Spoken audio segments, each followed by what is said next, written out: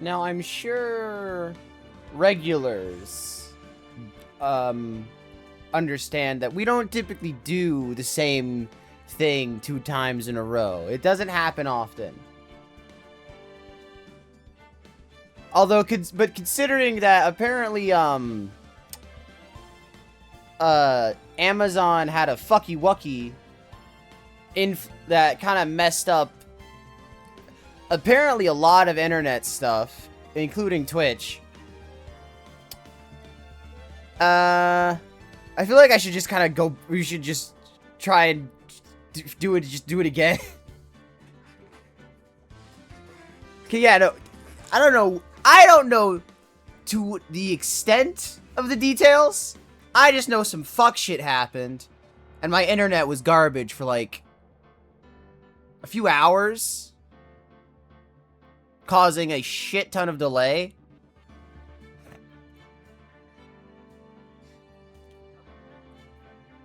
So, and I'm gonna assume it's been fixed. I'm pretty sure it's been fixed by now. So we're gonna run it back with Ace Attorney. This is like an addendum, I guess.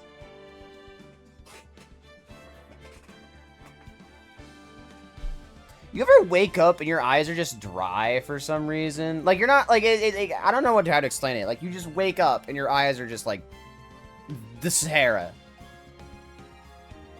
Just desert in your eye. I don't know. That's just what I'm dealing with this morning, I guess. Anyway, back to the science trial about science and science. I'm sciencing it. Sciencing it. All right. All right. I'm already fumbling over my own words. I haven't even started the trial. February 23rd, 9:34 a.m. District Court, Defendant Lobby 2. Dose. How'd I do Lana's voice? Right, I kind of did like a British. I don't know why British. I just did British. How did the investigation go yesterday, Mr. Wright? Frankly, there are still a lot of gray areas. Rather, the whole thing is one big gray area. Don't worry about me. No matter what the outcome, I'm ready to accept my fate. I believe in you, sis. Mr. Wright, let me offer you a word of advice. Yes? A defense attorney should never believe their client. The defendant is called to trial because they are suspected of wrongdoing. Never forget that. Sky, you remind me a lot of Mia. There's one decisive difference between you and her. And that is... you're not a defense attorney. I believe it's almost time for the trial. Yeah, actually, hold on. Don't tell me how to do my job, motherfucker. Like... are you a defense attorney? No! I wanna fucking hear it!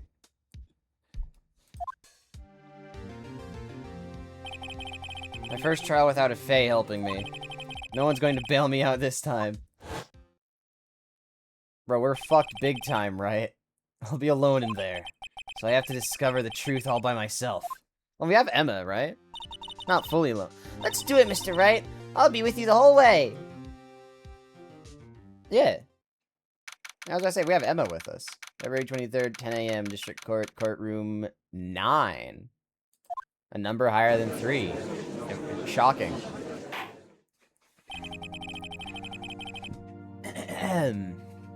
Court is now in session for the trial of Miss Lana Sky. The defense is ready, Your Honor. The prosecution has been ready for a while, Your Honor. Edgeworth. It's been 2 months, but I haven't been in a courtroom since this trial. I hope that personal feelings will not be a part of the proceedings today, Mr. Wright. I will choose the path I think is right, regardless of what those around me might say. The judgment has been shit. The judgment to be made here is in our hands, not those of anyone else. Very well, Mr. Edgeworth. Your opening statement, please. Chief Prosecutor Lana Skye has committed an unpardonable crime. Not only this, but she was rash enough to commit it in the prosecutor's office lot. Wow, he's much more forceful in person. I suddenly feel like confessing to everything. However, she will now pay for her rashness with her life. There was a witness to her crime. A professional witness. Uh-oh. Well then, call your first witness, Mr. Edgeworth. The prosecution calls the first witness, Miss Angel Star, to the stand. The Cough-Up Queen. Still don't know what that means. I assume it's like an interrogation sort of phrase. Haven't I seen you somewhere? You ordered the caviar lunch, right? Oh, caviar! I've never eaten caviar before. The judge is really wolfing it down. And for you, I have a fiesta bowl. Thanks? Will the witness state her name and profession? Ah, and you, sir? Did you order the fingerprint lunchbox? It is too early for lunch. Your name and profession, please. Well, Your Honor, how does it taste? Bro. So this is why everyone raves about caviar. It's so tasty it hurts. I always thought caviar would taste like pickled tapioca. Like this pickled tapioca. Yeah, no, what the fuck is that? Name, profession, now. Me? The name is Angel Star. Don't go forgetting it. I find myself running Lunchland these days. Is that what you wanted me to say, Mr. Edgeworth? Very well, witness. Please describe the incident to us. The prosecution will wait. I'm not finished eating. Hurry it up! Very well, Mr. Edgeworth. As you know, we usually call on the police to provide a description of the crime. Your Honor, as Mr. Edgeworth has said to the court, I'm a professional. What exactly does that mean? Until 2 years ago, Miss Angel Star was a special investigator with the police. She was a first-rate homicide detective. Ah. Yeah, I was about right. I was close. What? Miss Star was a detective? Ah! Aha! I know who you are! Cough-Up... Cough-Up Queen Angel Star, Your Honor. Long time no see. Ah. Very well. You may continue with the description, Miss Star. Just who is this lady? Bro, Wright don't know shit about none. If I might have the court's attention over here. Okay. Security room. Parking lot at the prosecutor's office is divided into 2 blocks. A block is for the prosecutor's office personnel. B block is for visitors and clients. A chain. I'd not just say chair. A chain divider separates the 2 blocks. I suppose that's to keep visitors from taking up prosecutors' spaces, yes? Oh, wait, no, that was the judge's line. Fuck, I can't read. Shit. Damn it.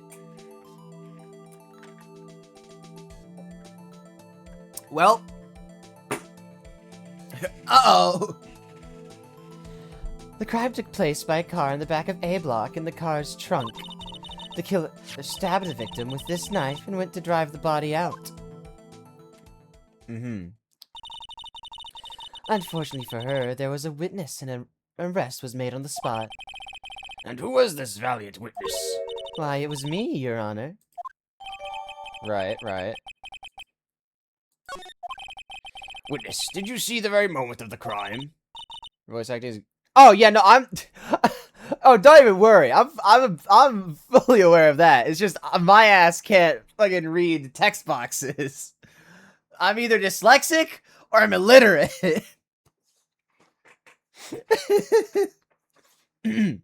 Of course, Your Honor. Immediately after that, I apprehended the chief prosecutor. Seems rather cut and dry, doesn't it? Very well. Well, Mr. Wright? I can't agree on principle, Your Honor.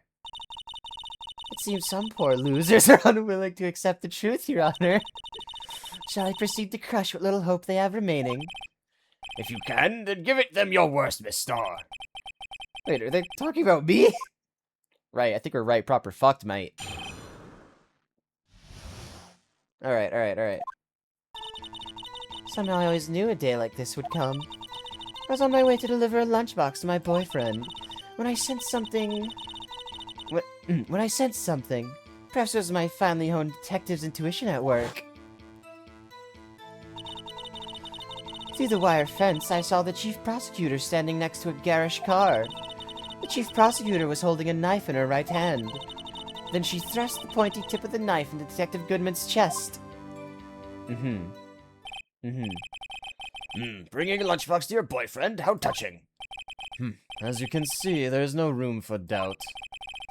The key point of your testimony seems to be nothing other than the point of the knife which you saw being stabbed at Detective Goodman. So, how does it feel to be utterly crushed? I'm still thinking about that. It's merely a flesh wound, Mr. Wright. Very well, Mr. Wright. You may be cross-examined the witness. Alright. Okay. I want to check the floor plan of the garage again. I just want to check.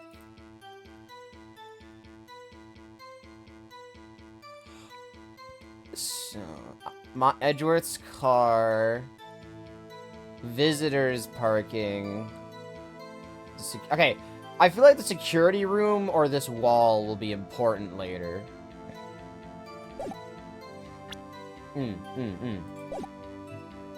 Press.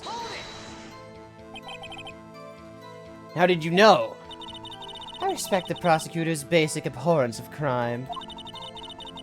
Yet their methods are ugly and twisted. Twisted methods will always lead to tragedy. The lunch lady's uninformed opinion is duly noted. Given that they are used to erasing inconvenient evidence at their whim. Killing off a detective that knew too much is merely an extension of that. Miss Starr, do you have something personal against prosecutors? I felt that I had found my dream job when I became an investigator. And if I hadn't been laid off by those prosecutors over there, I'd still be one. Ah, she was fired because of prosecutors. So it is personal.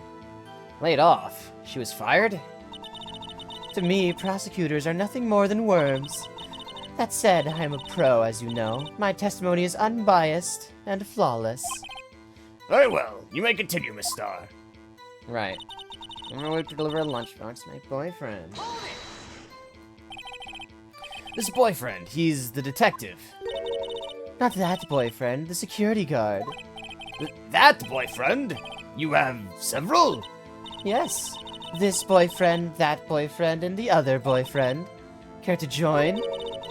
And the yet another boyfriend position is still open for applicants. I mean, go off, girl. Slay.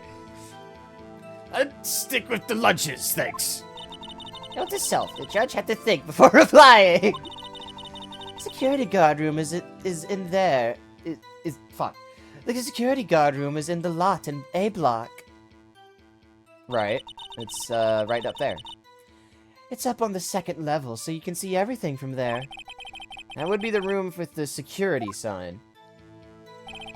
Incidentally, did you bring your lunchboxes by car? Since I'm a visitor now, I parked in B block.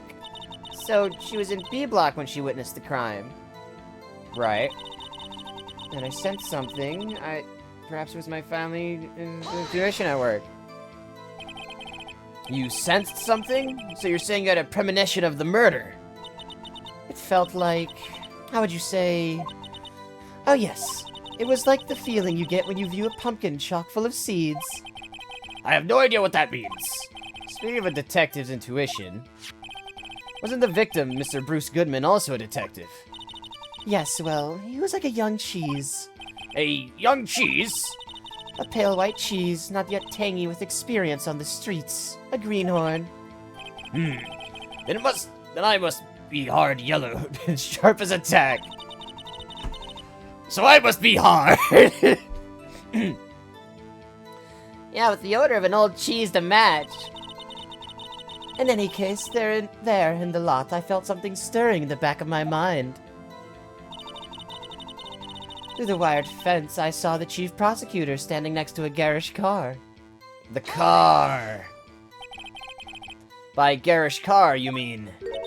Mr. Edgeworth's car, yes. Mr. Edgeworth's? Incidentally, the knife with the victim's... Fuck. Fuck! Oh, let me take a drink real quick. Bah. Incidentally, the knife with which the victim was stabbed was also Mr. Edgeworth's. Wasn't it? Indeed it was. What an odd case this is. And the person you saw, are you sure it was the defendant? I saw her from no further than 30 feet away. I'm certain it was her. If she's telling the truth, we're doomed. Let's just do what we can. Even if we don't have any proof, we can always nitpick. Yo! 39 Kurachan. Very based following. Did I miss a line? Witness, in your testimony, you clearly stated the following. Prosecutors are nothing more than worms. Ergo, you are a biased witness. Biased! Biased! You might want to keep those silly opinions to yourself in the future, rookie. Huh? Rookie? Unless you're willing to risk the consequences of doubting me. I'll fry you like a fritter, crispy on the outside, chewy on the inside. That was inspiring. I believe I've heard that tagline elsewhere. You could try a plagiarism. I may be relegated to a lowly post of lunch lady, but my instincts are honed. Oh, damn. That's not sus at all. A photograph? You took this? The moment I witnessed the crime, my reflexes took over and snap. I took a picture. In fact, one of my lunchboxes is rigged with a camera. Very convenient. I suppose that's more exciting than just hanging it around your neck. Witness, why am I only seeing this photograph just now? You think I'd show it to you, a prosecutor? Think again. My boyfriend works in the photography division of criminal affairs. Well, this is most certainly the defendant. She doesn't have an injury on her hand. Oh no, that's unmistakably Lana Sky. So, what was the defendant doing at the time? The chief prosecutor was holding a knife in her right... Hold on. I want to check the photo. Because Lana has an injury on her right hand. But it's clearly not here. Interesting. So that means she must have injured herself after the crime. I don't know why, but that feels important.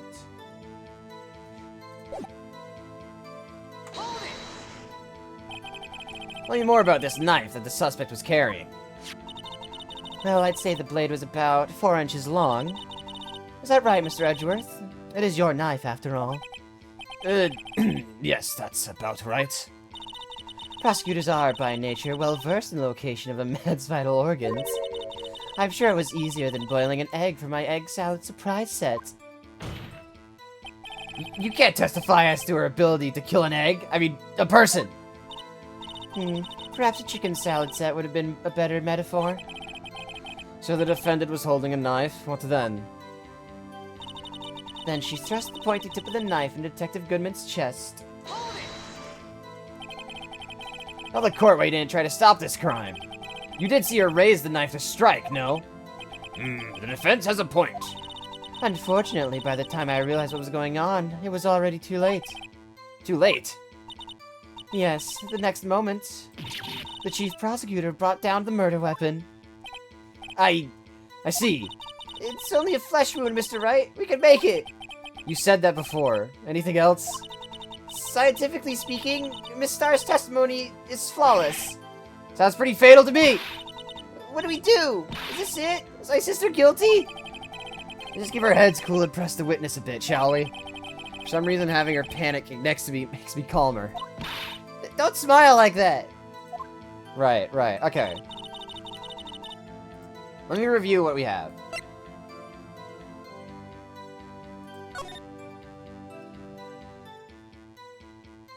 Okay. Is she wearing his coat?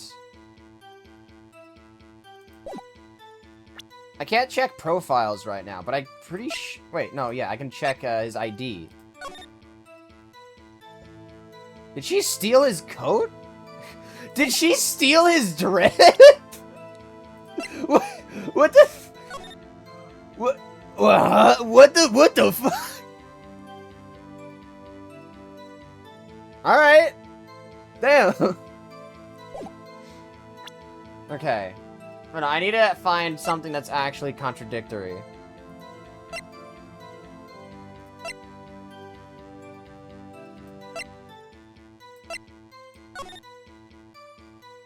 Oh, I can't rotate this. Interesting.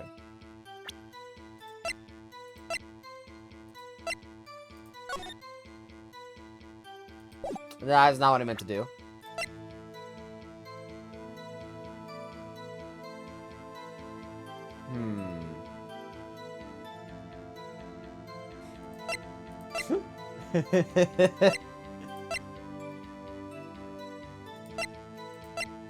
Alright, think. What could it be?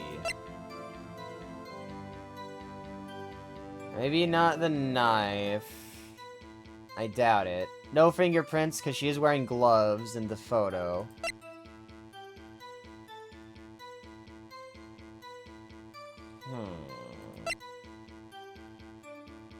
I like someone to steal their drink. It looks like that's what she did. I mean, if you're gonna kill someone, you may as well take their drip. I mean, they're not using it anymore.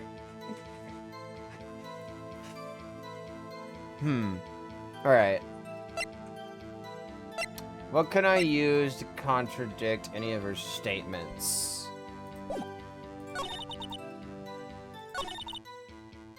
I don't know how the commission work.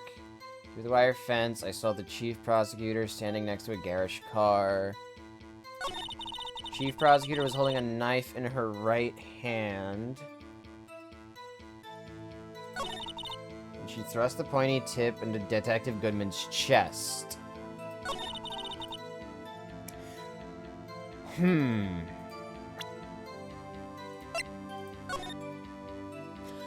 Okay, why was the detective's wallet all the way over here, though? It was over here when... Oh, my mouse doesn't show up on... Okay, why was Detective Goodman's, wallet next to the security room if he died at Miles's car?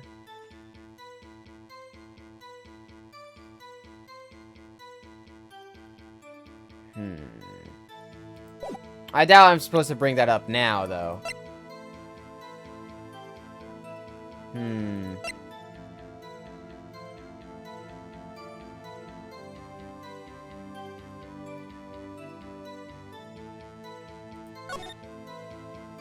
Maybe there's something in this photo that contradicts.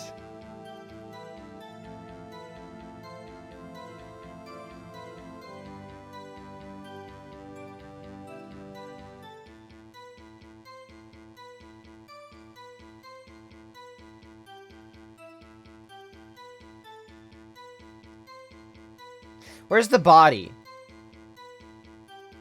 Actually, wait, would the body be visible from this angle? Yeah, no, the body would not be visible from this angle. Even if okay, he was found drooped over this, like out of the trunk, but I don't think you would see that from this angle, so never mind.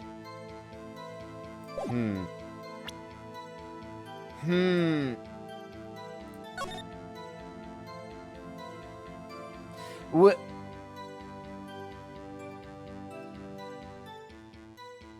One of these barrels is supposed to be knocked over as well. I'm seeing a lot of contradictions here. But I don't... it's not contradictions in her testimony, so I don't think they're relevant right now.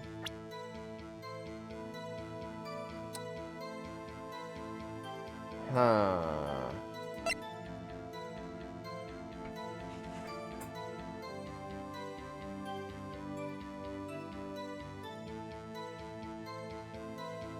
What could it...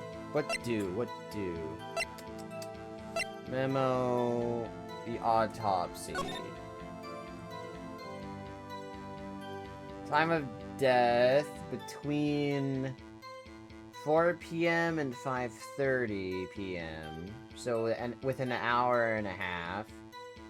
Loss of blood. Wound caused by a 4.5-inch knife.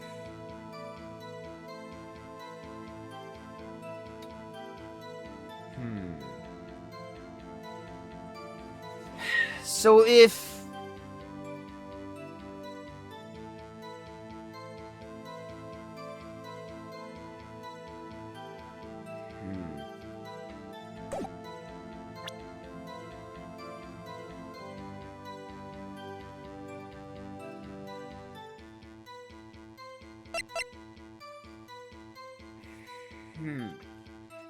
Trying to think. What does it mean?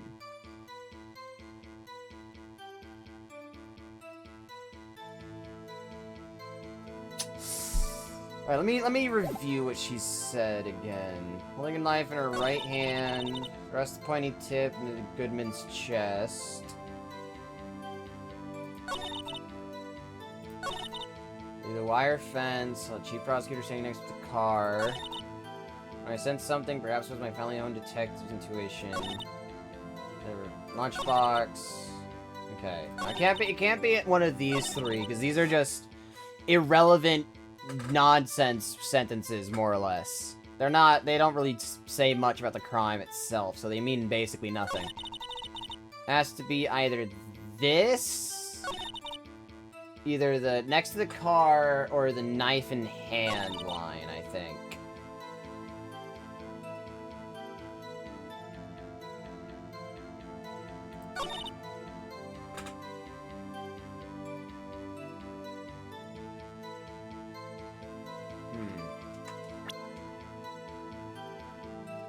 Okay, see, I feel like it's making note of the right hand, and I wanna try that.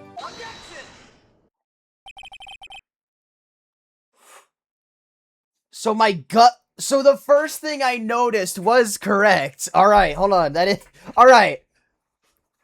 And you witnessed this? You saw Miss Sky stab the victim with the knife. As I've already said, yes. I swear it on my finest salmon swirl lunch. I'm sure that is a fine lunch. But isn't that odd? Look at this photograph. This is the photograph you took of the very moment of the crime, is it not? And why am Miss Sky not holding an... Oh, I didn't even make note of... Oh, I never even took note of that. The first thing I noticed was she's not injured. Oh, duh. Would it... I was too caught up over her injury. I didn't notice she wasn't even holding the knife. Bruh.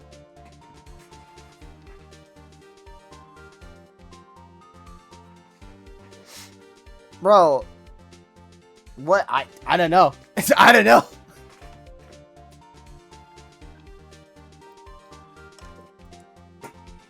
Huh.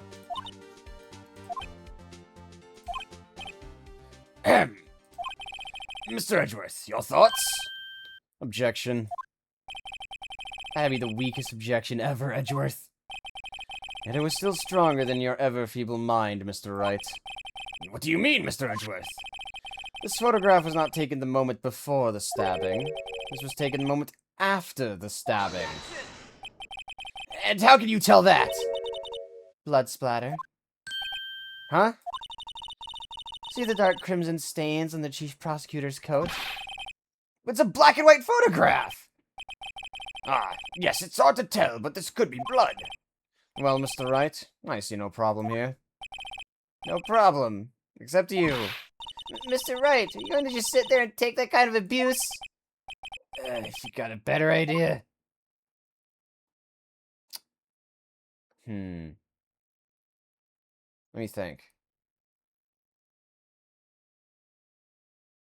No, hold on. Why? No, because she would have dropped the knife back in the...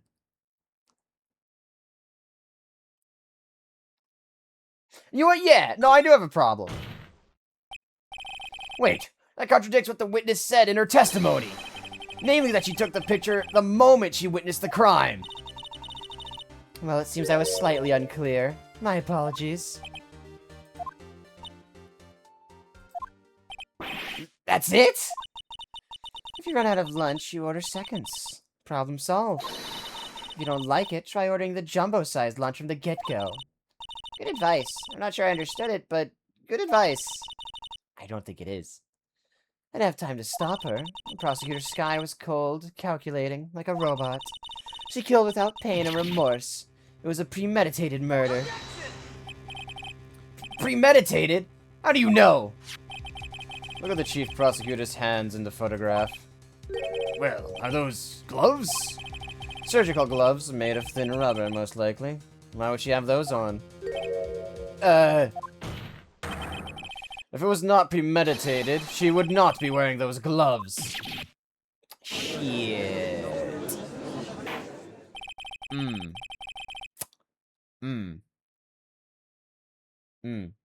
Yeah. These gloves do seem to be the These gloves do seem to tell a tale of premeditation. Premeditated murder. A serious offense. Witness, add this to your testimony. Okay. Murder was planned, the rubber gloves prove it. Hold on. What can...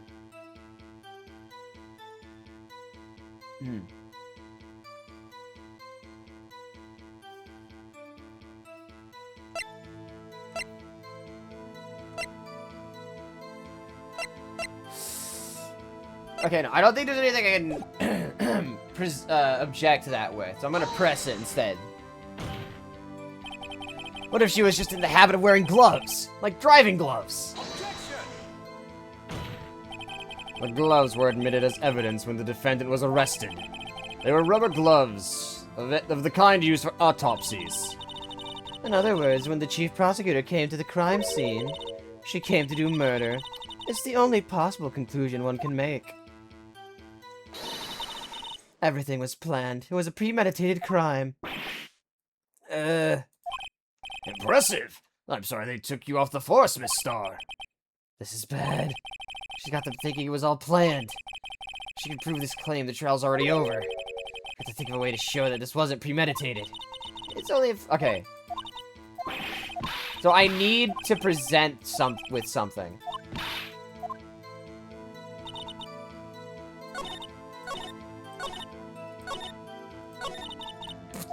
I misclicked! I clicked one too many times!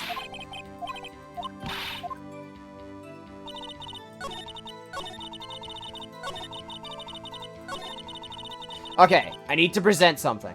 What do I...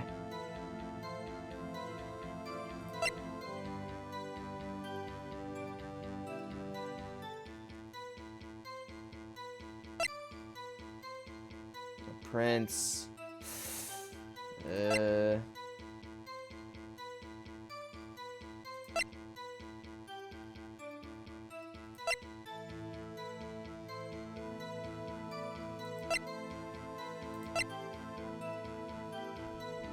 Come on, there's gotta be something... No... What is it? What can I use to prove that it was not premeditated?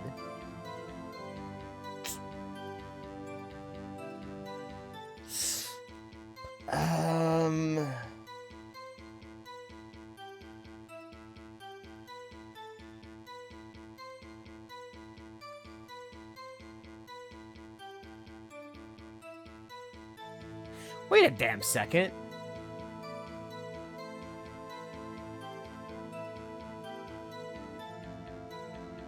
No. Oh, this is the one thing you... Okay, wait, no. I think I'm figuring it out. It can't be premeditated, because the murder happened, I think they said at 5:15. I think that's what they said, or what they're trying to claim. But if that's the case, Lana would have needed to know that Edgeworth's car would have been there. Not only that, she would have needed to know that the knife was there.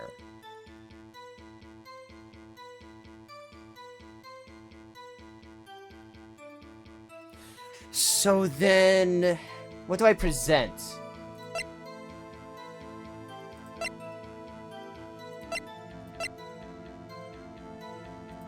Hey, does it say... Does it say when this photo was taken? No, it does not. Okay.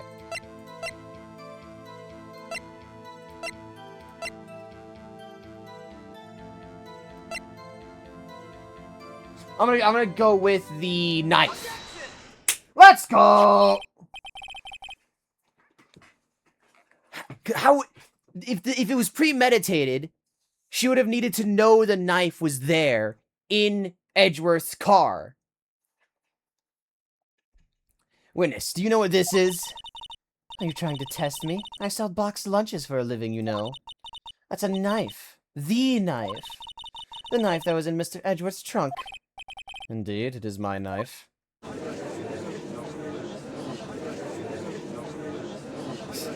The bloody murder weapon of a red car, all belonging to the prosecutor there. Uh-oh. Finn is the chief prosecutor for the district, right?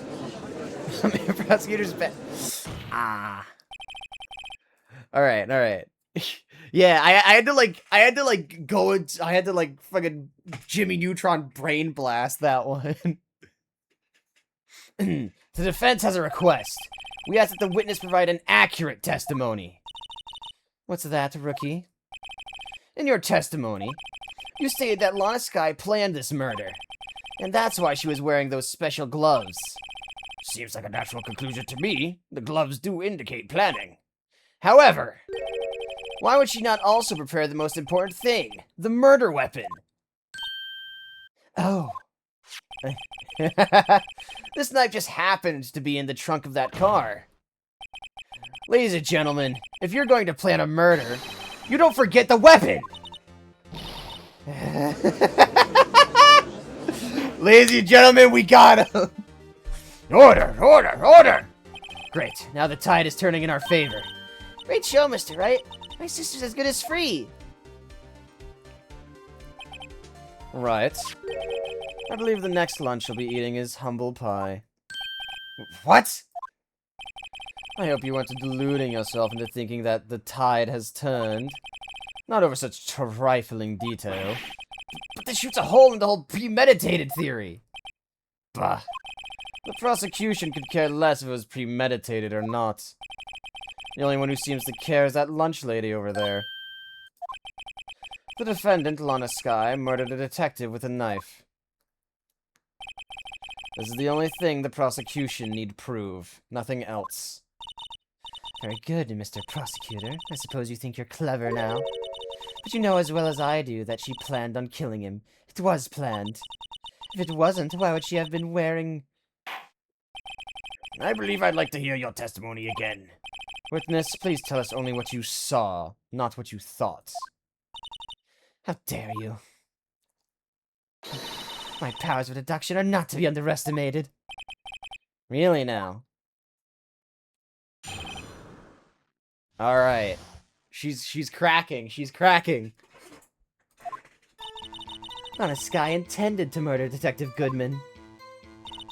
That's why she called the victim all the way to the prosecutor's office. I'm sure the chief prosecutor had a grudge against the victim. Nothing else could drive that human machine to plunge the knife in again and again. Ah, see, you've already made a mistake. There was only one knife. There was only one stab wound. No. Now we're getting our facts twisted. No. The victim was summoned from the police department to the prosecutor's office. Does sound a lot like premeditation, doesn't it? So if I ordered a pizza, does that mean I'm planning to kill the delivery boy? In any case, the defense may now cross-examine the witness. Right. press that, I guess. You've said that, but you haven't told us how you know. That's what I'm about to tell you, rookie. I believe what she just said was a mere prelude to the story she was about to tell. Try not to interrupt her again. Rookie. Never interrupt a storyteller. It's like pulling a bun out of the oven half-baked. Something's half-baked here, alright, and it's you! Try not to confuse the defense witness. They're not very quick on their feet. Now, why did you believe the suspect had intentions to murder the victim? Her actions speak for themselves. That's why she called the victim all the way out to the prosecutor's office. You have no proof that Miss Guy called him there. You have no proof that she didn't.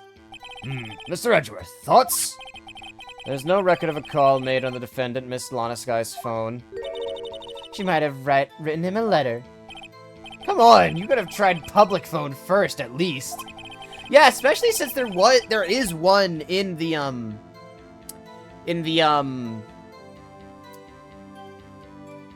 parking lot, A block, behind the wall. But I guess you wouldn't have seen that. In any case, the victim came to the prosecutor's office where he was murdered. I'm sure he had a reason to be there. Witness? Why do you think it was the suspect who summoned the victim that day? I'm sure the chief prosecutor had a grudge against the victim. For what purpose? What kind of grudge? Well, I wouldn't know that. Of course you don't! That's because she didn't have a grudge! Rookie. I have a lunchbox here. Now, what's inside? How am I supposed to know? See? We agree there is a lunchbox here, but we don't know what's inside. A person's life is like a lunchbox with pretzels. Don't you agree? Is this a reference to Forrest Gump? Huh. I get it. That's why my lunch was so salty. This judge isn't even very good with metaphors. The suspect had a grudge against Detective Goodman. Will you tell us your basis for thinking this? It's simple. Yeah, no, I'm not even gonna bother pressing this. No! Wrong! You say she stabbed him again and again, but you couldn't have witnessed that. Are you testing me? Then I'll test you. With my moss surprise. What is that? Just straight up moss? What is this, Delta Room?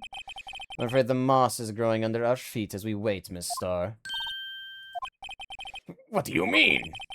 I shouldn't have to explain this, but take a look. The autopsy report states that death was due to loss of blood from one stab wound. Ah, you're right. Good show, Mr. Edgeworth. What a hunk! He's my hero, really! What about my objection? No one noticed? Well, witness. You got the crime scene set, right? No, thanks. Bro, Mans is just gonna have so much food after this. I always believed that I always believed that no one could ever mistake ketchup for blood. But now I realize that such mistakes are possible. So, you're saying you mistook something for blood? When she lifted her knife, I thought I saw blood at her breast. Splattered blood from her victim. That's why I thought she must have stabbed him at least twice. And tell us what you saw that you thought was blood. Testify! Her red muffler looked like blood to me. That's how ghastly the whole scene was. Oh, her scarf thing.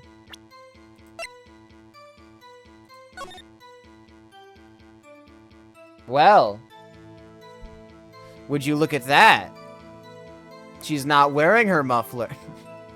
Yeah, no, pulling out the lunchbox with the like fork in the blood is like, girl, huh?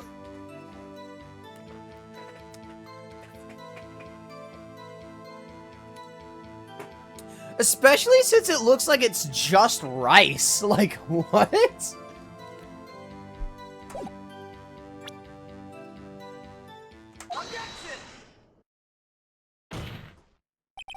Miss Star, I demand an explanation.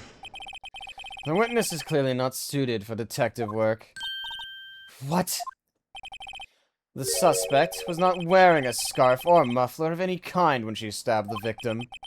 And you have proved it yourself, with this photograph. Huh? But that can't be. Only a professional lunch lady could be so utterly clueless. Congratulations, perhaps you finally found your true calling in life. Harsh words, but good. In the end, Mr. Edgeworth prevails. What was my objection? Chopped liver? Bro, the people just care. People just like Edgeworth more. But I was there.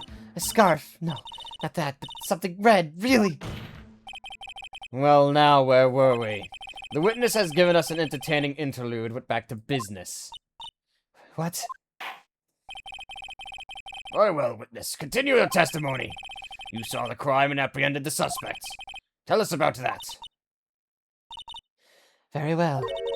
I do remember some things accurately, at least. Ultimately, we couldn't shake the most important part of her testimony. The most important part? The part where your sister stabs the victim. That is true, Doctor. That is a woman, and she does have those. That is correct. This next testimony might just be the moment of truth.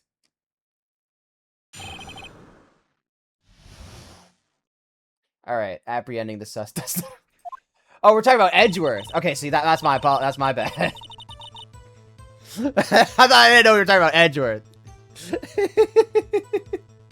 Best observation of the game. You know what? True.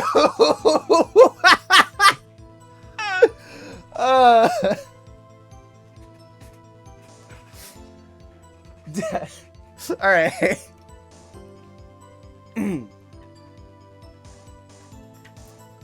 Man, I'm just dumb. I just can't. I don't know things. I only know some things, and some things are that the knife is not the knife was in the trunk, so it could have been premeditated. That's all I know. After the murder, the suspect attempted to run behind a partition off to her side. I quickly caught her, explained her rights to her, and arrested her on the spot. Ah, yes, when I arrested her, she mentioned the muffler. That's what had me confused by my earlier testimony.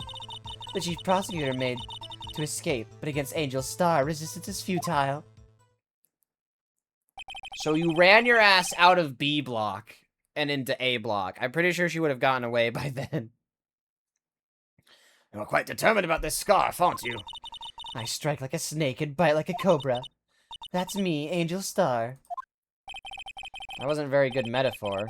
First of all, a cobra is a kind of snake. Don't bother me with details unless you want to get bitten. No thanks.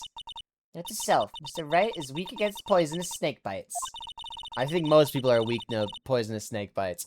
You know what? Angel Star does sound like a hooker name. I don't like. It's just one of those names. You know. The chief prosecutor tried to resist, but her efforts were in vain. She knocked my hands aside, kicked over an oil drum. An oil drum? Hard to imagine. I mean, she has like 4 boyfriends. Or 4? She has like 3 boyfriends. So like, yeah, I mean, I wouldn't be surprised. Unless it is just normal, it's just boyfriends. It's like, if that's the case, either way, slay. Oh, she's beautiful but deadly. A predator, this one. A leopard woman. Rawr. I mean, she did say a position was open earlier.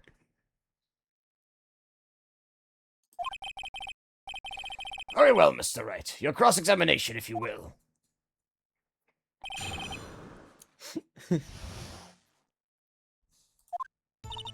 After the murder, the suspect attempted to run behind a partition off to her side. So, where is this partition on the floor plans? I'm sure she means this wall next to the car. That's right. There was a wall there, about 6 feet high. She was obviously trying to hide herself. Quite a natural thing for a criminal to do. And what did you do then?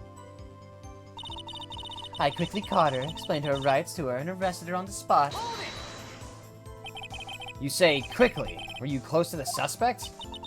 As I just said, I was only 30 feet away from her the whole time. Maybe I should press her for more details. Yeah? She was behind a wired fence? I'd like to see this on the floor plans just to be safe. Lunchland car was... She said a visitor, thus she was parked in B block. So you witnessed the murder from here? That would make it about 30 feet away, 30 feet from the car, yes. Is that correct, Miss Starr? Yes, that's right. But there was a chain-linked fence in front of you. I went over it, of course. Amazing! The Gotham Queen lunch lady athlete indeed. Oh yeah. I could have sworn it would have... I could have sworn it went... it reached the ceiling, though. I guess I'm just misremembering. It would have taken her a little time to climb over the fence. She could have gotten to my sister that fast. Yeah, that's... Well, she could have jumped on top of that truck. Unless that truck wasn't there. Yeah, that fence was about 9 feet too high. It was about 9 feet high, too. So how did Miss Sky not get away?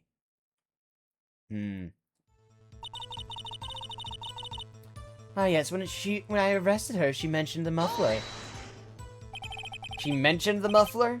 What exactly did she say? If I remember exactly, I would have told you in my testimony. Cheeky. Anyway, all I heard her say was the word muffler. Just that one word? So, what you heard wasn't the suspect talking to you, but to someone else. Yes, the chief prosecutor was talking on her phone. And full Assassin's Creed on Sky after she... Oh, she just, like, jumped on top of her. You know what? She dug her way under the fence. Oh, true. All you need is, like, a drill to dig through some... It's, like, so easy. It's, like, literally so easy. Her phone? She can't mean... Ask further. By phone, do you mean this cell phone discovered at the scene of the crime scene? Yes, ultimately. Ultimately? My memory... It's like a salmon heading upstream, you see. No, the court doesn't see, Miss Starr. The chief prosecutor first attempted to use the phone hanging on the wall. On the wall? That's right. Near the car, there was an emergency phone on the wall. Apparently it was out of order. And so she used her cell phone. Indeed, the emergency phone was out of order that day. Good witnessing, witness. Good witnessing? Whatever happened to good testifying? You should, of course, add this to your testimony. Things I do to please this rookie defense attorney. Word muffler was overheard during a call made to Emma at 5:18. I saw it all, how she tried the phone on the wall, but had to use her cell instead. So she called Emma, said something about a muffler, and then hung up after getting caught.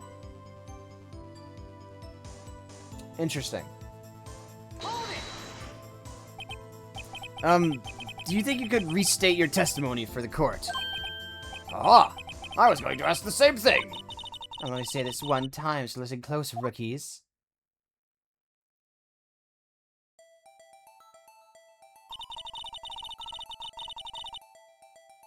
The chief prosecutor stabbed the victim and ran behind the partition. Then she picked up the emergency phone on the wall, but it was out of order. So she pulled her own cell phone out of her pocket. And during that time, you climbed over the chain link fence.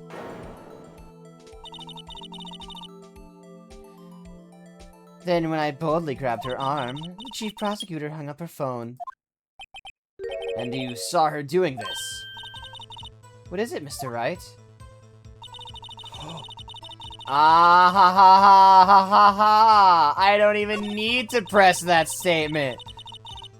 How could you have seen if you were over here and she was over here? Nah, it's over for you. It's over. It's over! Miss Starr, I have to conclude that you have a personal grudge against Miss Lana Skye. The witness is a former detective. Her testimony is unmarred by personal bias. Well, who would have thought you would be my knight in shining armor, prosecutor? She has X-ray vision? Shit, you're right. I forgot about that.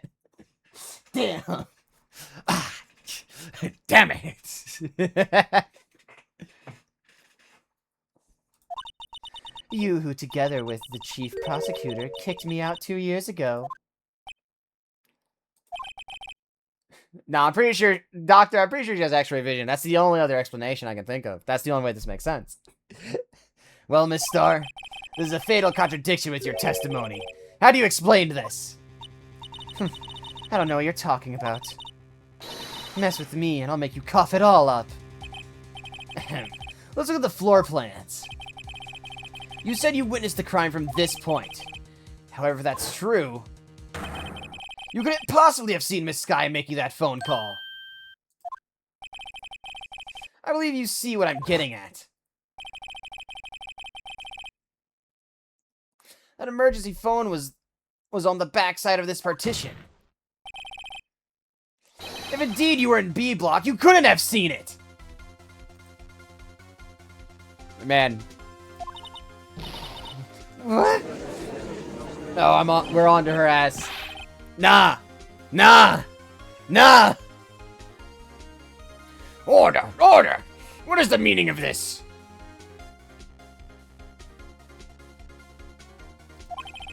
It's simple, Your Honor. She's not coughing up lunch. She's coughing up lies! That's quite a claim, Mr. Wright. Perhaps you will allow me to question. She only has X-ray vision when she eats one of the bentos? Yeah, it's like a power-up. She eats it and, like, she just gets powers. Tell us exactly what lie this witness has told the court. Here's where the counterattack begins. I can't afford to get this wrong. Witness lied about where she saw it. She eats kryptonite for a living? Yeah, that's what she puts in the lunchboxes, dog. Miss Skye tried to use the emergency phone, but it was out of order. What is significant about this fact? Nothing. Therefore, it would be pointless for Miss Starr to lie about it. Pointless to lie? I see. But say the witness did actually see Miss Skye using the emergency phone. It would mean Miss Starr witnessed the crime from a different location. A different location? No, that's a pointless lie if I ever heard one. Or you call my lie pointless. At least let me tell it. Let me ask a question to our clever wordsmith, Mr. Wright. Just where was the witness when she saw the crime? All the testimony we've heard until now points in one direction.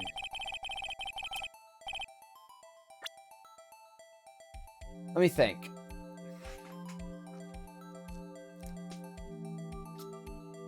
Now, I doubt it was actually in A block itself. Because otherwise, she would have gone to Lana, like, immediately. However, she stated earlier that she was going to see her boyfriend, who was the security guard for this parking lot. And security room is on the second floor. So she not only would she be able to see the quote-unquote murder, she also would be able to see Lana trying to call in the telephone. Therefore, security room. This is the only place where she could have been. Security guard room? Indeed, the security room in the underground parking lot is well positioned. Hotel wife. I mean, Doc, you might. I mean, she is fine. I'm not even gonna like pretend she's not.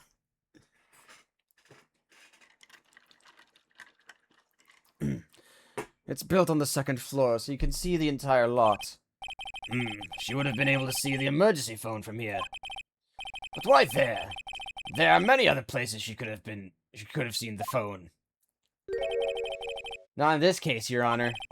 The witness not being part of the prosecutor's office couldn't park in A block.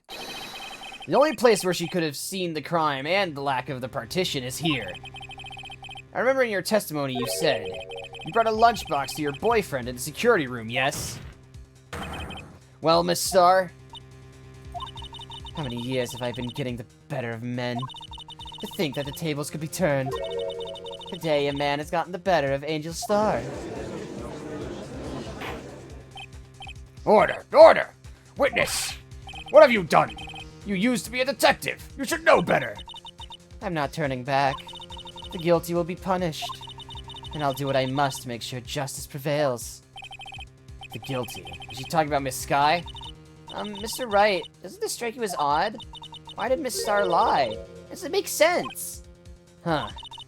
She could have just said she saw the crime at the security guard station. Wouldn't change anything. Exactly. This photograph tells all. It was the defendant who stabbed the victim. This truth still stands. Nah. It still stands? I disagree, Mr. Edgeworth. What? If a witness is found to be lying, they're guilty of perjury. She knows this. She wouldn't risk that without good reason. So, tell us what her reason was, Mr. Wright. Huh? Me? Who else? Mr. Wright, let's review what we know. Okay.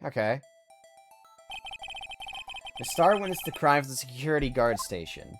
But she lied and said she saw it from B block. There must be a vital difference, but what? The photo.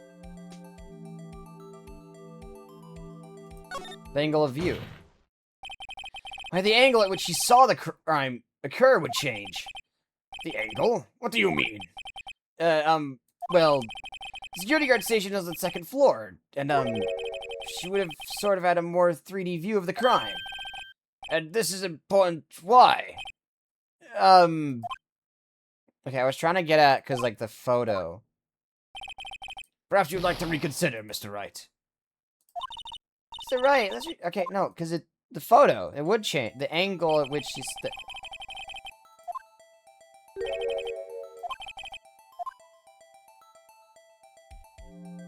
Distance?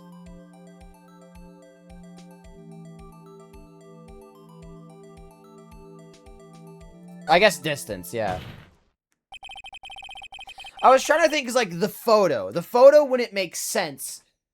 Like, the photo is clearly from B block, but she would have had to witness the murder from the security guard station, so she couldn't have been in the security guard station and taken the photo in B block. That's what I was getting at with the angle, angle. It changes the distance between her and the scene of the crime. My condolences, Mr. Wright, but one look at the floor plans and it's quite clear. The distance between the scene of the crime and the guard station is 30 feet. I don't see how that would change what she could see. What she saw is not in question here. What matters is the time it would take her to reach the scene of the crime. Oh shit, you're right. Miss Starr, you witnessed the crime from the security guard station. Now, how long did it take you to go from there to see the crime where you arrested Miss Sky? Well, witness? Yes? You ordered the squid wheels, right? The quality of my lunches has gone from low to inedible. I was bringing a PB&J lunch with fresh boysenberry jam to my boyfriend. Boysenberry for the boyfriend. Oh, funny. He wasn't in the station, so I waited. I witnessed the crime from the glass-walled station.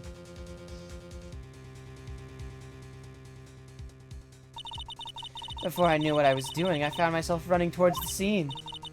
But the door was locked, and I couldn't open it. So she had to go around a long way. I mean, the extra long way. That's why I had to go through the visitors' parking lot in B block. That's quite a detour. And I guess that's when she's saying she took the photo. It probably took me at least 5 minutes to get to the scene of the crime. 5 minutes? This changes things considerably. But it was that woman over there in the defendant's chair who stabbed him. I know it. I have photographic evidence. I swear it. I swear to my finest plastic spork. You have a point. And the spork is a wonderful invention. Would you like another caviar lunch? Absolutely. Uh-oh. Mr. Wright, you have to do something. Do I have any evidence to stop this? Let me check.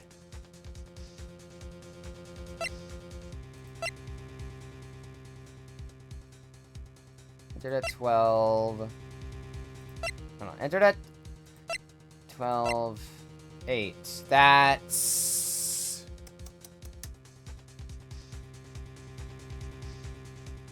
That's about...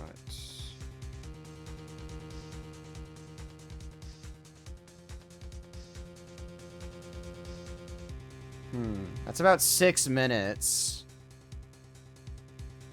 Okay, so that would work, but that's about 6 minutes. In that case, can't use that. Also, hello. We, or I guess, I'm trying to figure this out.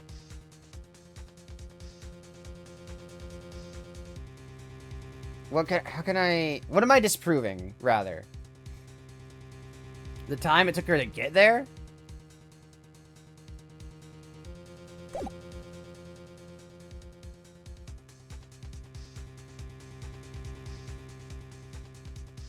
You know what? I'm gonna raise an objection anyway. Objection! 5 minutes between the witnessing of the murder and the arrest. Think about it! You could make pasta in that amount of time! If you like it al dente.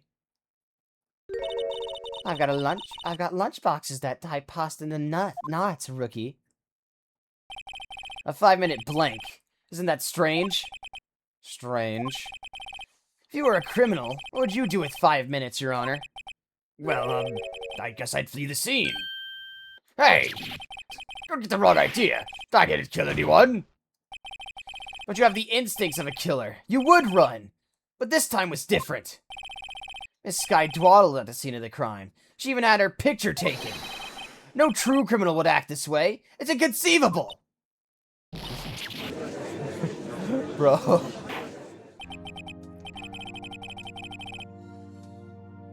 Huh.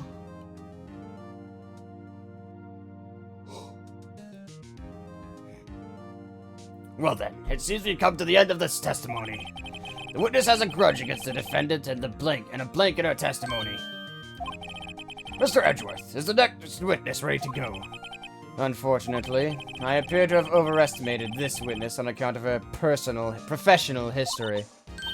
We did it! We screwed that can shut, Mr. Wright! That was too close. That was a wee bit stressful. I'm afraid that the cough-up queen has been dethroned. And with that, court is adjourned. Damn. Bruh. Mr. Edgeworth, you ordered the squid wheels, right? That's what you tried to foist off on me! I prefer not to take the defense team's leftovers. Anything else to say? I might be able to save you. I have decisive evidence. What's that? Is this another one of her trick lunchboxes? My apologies, but we have no further questions to ask of you, Miss Starr. Ah. Is this your jumbo lunch? Damn. Ooh, a triple-decker! Out of difference in the witness's determination, I'll allow one more testimony. Let's hear about this decisive evidence. Like the Lunchland motto says, you won't be disappointed. How's she gonna pull out her lunchbox this time? Alright, alright.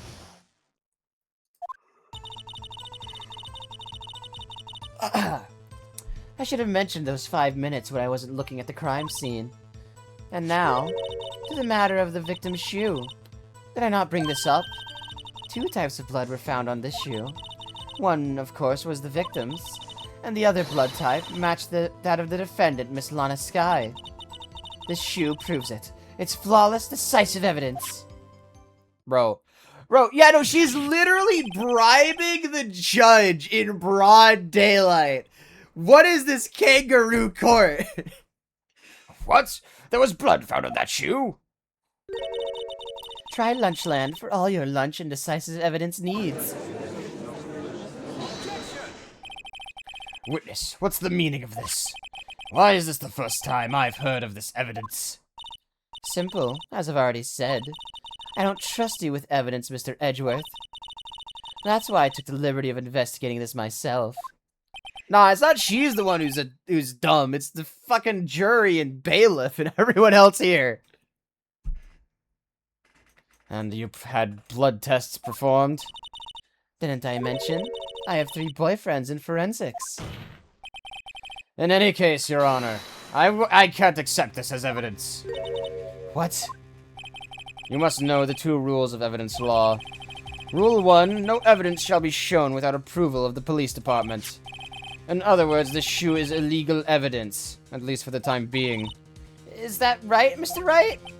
It seems so. Edgeworth sure is celebrating. Not so fast, Mr. Edgeworth. Don't forget, I used to be a detective.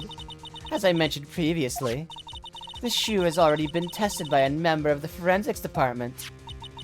As you can see, it was approved by the police department as of today. Even the general public can produce official evidence, Mr. Edgeworth. Oh, Is that right, Mr. Wright? it seems so. Edgeworth is looking pretty sullen. You could at least study some evidence law, really. I think I'll prefer to not. The prosecution's complaints notwithstanding, it appears that this evidence satisfies the first rule of evidence law. However, it seems you have yet another count against you, witness. Anything to ensure that the guilty are properly judged. Alright.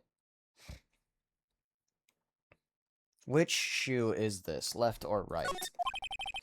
Very well, Mr. Wright. You may cross-examine the witness. Should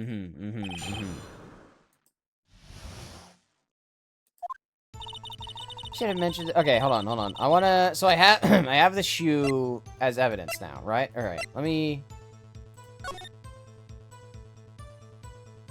Well then. Now I don't know about you. I don't know about y'all, but I'm pretty sure those shoes ain't white.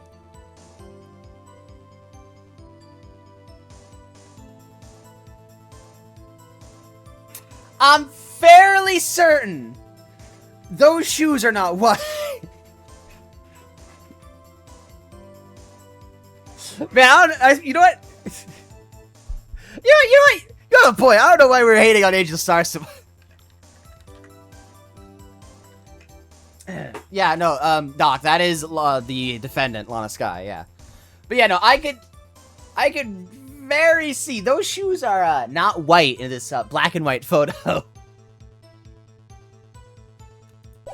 I don't even need to press anything. I don't even need to press anything. Yeah, it's too late. But I'm pressed anyway. Why'd you lie about those 5 minutes? I guess you could say I just wanted people to look at the results. The results? How many times do I have to say this? I saw the chief prosecutor stab the victim before my very own eyes. Compared to that, a 5-minute blank means nothing. Then why didn't you just tell the truth? Don't make me laugh. We're dealing with the most untrustworthy of the vile lot known as prosecutors. Falsified evidence, arranged testimonies, erasing and manipulating evidence. When you fight monsters, you need to use every trick in the book. This when the suspect is admitting she did it. But false testimony is the most despicable crime of all, Miss Starr. Let's get this over with. And now to the matter of the victim's shoe. Did I not bring this up? The shoe! And you found the shoe at the scene of the crime? Oh! No, it's... Hold on. Let me check the court record again.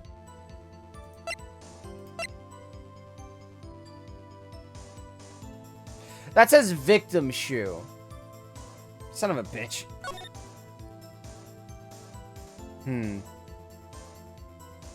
Oh?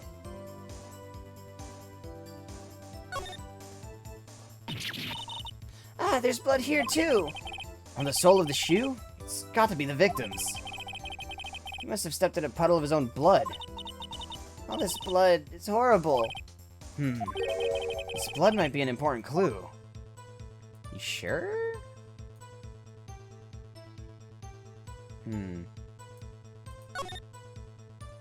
Yeah, I was like, man, this can't be Lana's shoe, because she was wearing, like, black or brown shoes. I was like, it says victim's shoe. As in, it's Bruce's shoe, not Lana's. This blood, it's my sister's, right? It appears so. Lana's right hand was bandaged when I saw her in jail. She must have cut herself at the time of the crime. Poor sis. Right.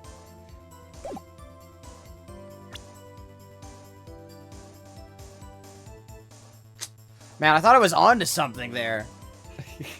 I thought I was onto something, but I just completely misread it. I detained the chief prosecutor and notified the police department. I wanted to make myself useful while I was waiting for the police to arrive. So, like an ill-trained pooch, you snuck off with a shoe. I was afraid someone would erase the chief prosecutor's crime. The shoe is my secret weapon if that should happen. See the fashionable basket I have here? It carries more than lunchboxes, gentlemen. I'm happy for you and your lunchbox bag, really. In any case, you removed valuable evidence from the scene of the crime. Now, tell us what you did next.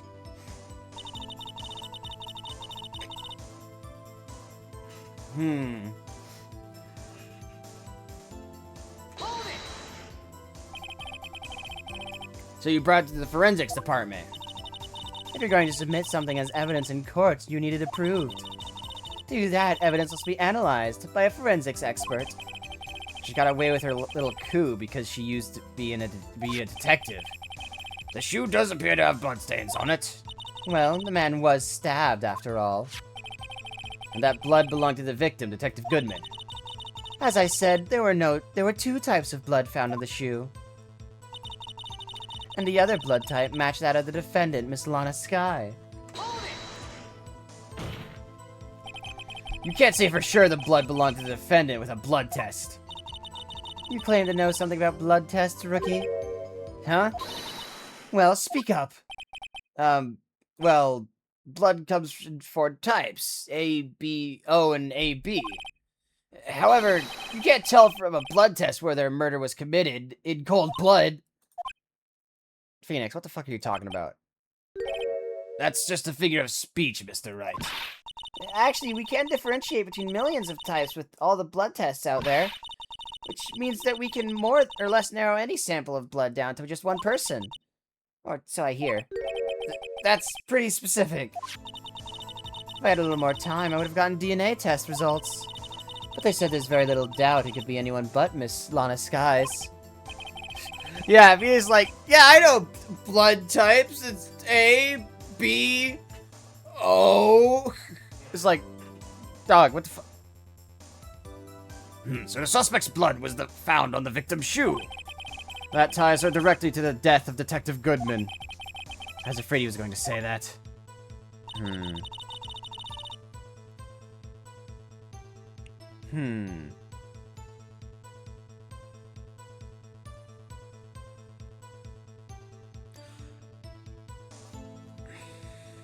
Maybe it would have been funny if you said D-type. Bro, man, D-type is my favorite blood type. Alright. So, Phoenix, there's blood on the bottom of the shoe. However, there's no pool of blood that I can see in this photo that he could have stepped in.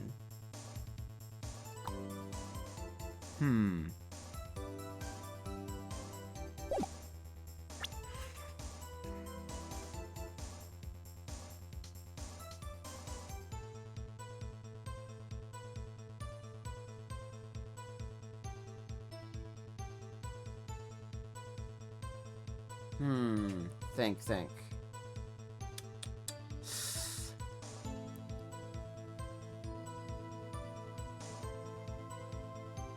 I'm gonna try presenting the photo, because I don't see a pool of blood. Or, no, the shoe. the shoe because he specifically mentioned that the blood on the bottom of the shoe could be useful.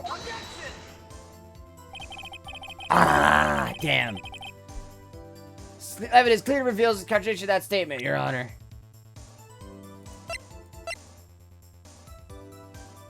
Did I hit tab? I hit tab. Sorry. How exactly are the evidence in the statement just now related? They aren't, are they? Not at all. Mr. Wright, please think the facts over before making accusations. Shite. Alright. Okay. Let me think. Let me just try pressing first before I jump the gun. I can't let this evidence go through without a fight. You ordered the peppered fish guts, right? Some like it hot, Mr. Wright. Some like your client. She's in enough hot water to make a whole vat of soup. Mr. Wright, do you or don't you have a problem with the shoe? A problem? This is critical. Is there a problem with the victim's shoe? There is a problem. The blood on the bottom of it. If I'm not imagining things, I'd say there's one critical problem with this evidence. A clear contradiction! That gleam in your eye. You're still young, rookie. I'd give you a peppered fish gut now. But you couldn't take the heat, could you? Let's see what Mr. Wright has to say. What is contradictory about the victim's shoe? The blood on the bottom. I wonder if you noticed. There's blood on the bottom of this shoe. Don't mess with me, rookie. Or it'll be your blood on the bottom of my shoe. Indeed. There is quite a bit of blood on the bottom of the shoe. It makes sense. The victim was stabbed with a knife. What could possibly be contradictory about blood on the bottom of his shoe? The fact that there's no pool of blood. The problem lies in the footprint. The footprint? Oh, not only is there no pool, there are no footprints either. Now, at the bottom of the victim's shoe is covered in blood. Then, isn't it strange? Why aren't any bloody footprints found at the scene of the crime? Aha! As you can see, there were no traces of any such footprints at the scene of the crime. That contradicts your claim about this shoe. This picture only shows part of the floor, so there could have been bloody footprints. Then where are they, Mr. Edgeworth? Because we checked the scene and we found nothing of the sort.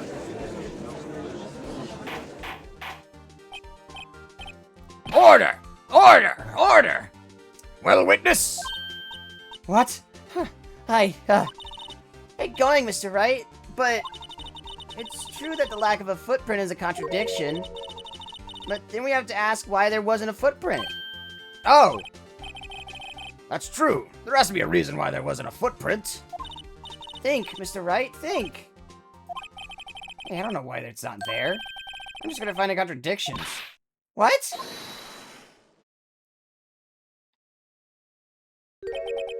I see. Now I get it. What? Our witness is more devious than I gave her credit for. We were hoodwinked to the very end. But she slipped. There's one vital hint to the truth in her testimony. What are you talking about? Think back to when she told us about apprehending the suspect. The prosecutor tried to resist, but her efforts were in vain. She knocked my hands aside and kicked over an oil drum. Oh, she's beautiful but deadly. A predator, that one. I thought that it was a strange thing for a normally cool-headed chief to do. No kidding. Now, witness, allow me to ask a very simple question. This oil drum, was it empty? Oh, that? I'm not sure. Like your attitude, Mr. Edgeworth. No, apparently you're not the slowest conveyor belt in the lunchbox factory. Witness, well, was the oil drum empty?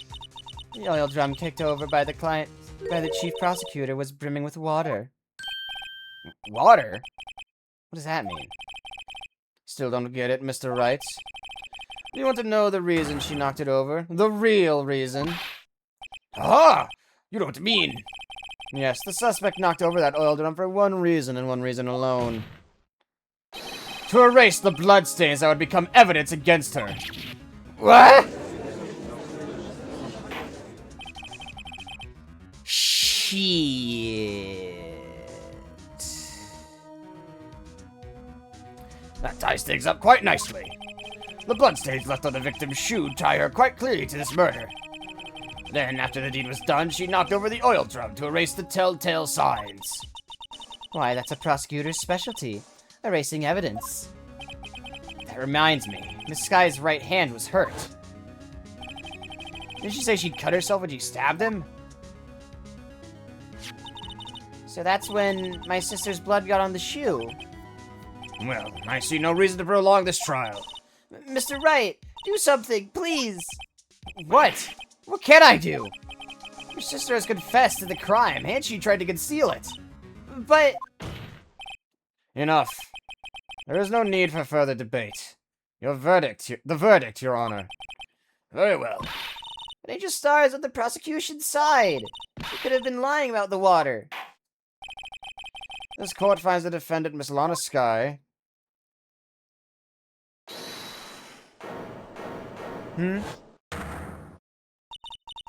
Little girl, what did you just say? Huh?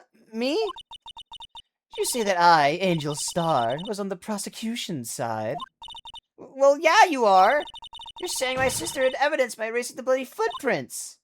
Well, I thought you'd had your fill, but here you are, demanding a second helping. Another lunchbox. A lunchbox called evidence. Wait, witness, don't tell me you have something else. The time for deliberations is past. Any further comments and you will be held in contempt of court. Your threats don't scare the cough-up queen. Look at this!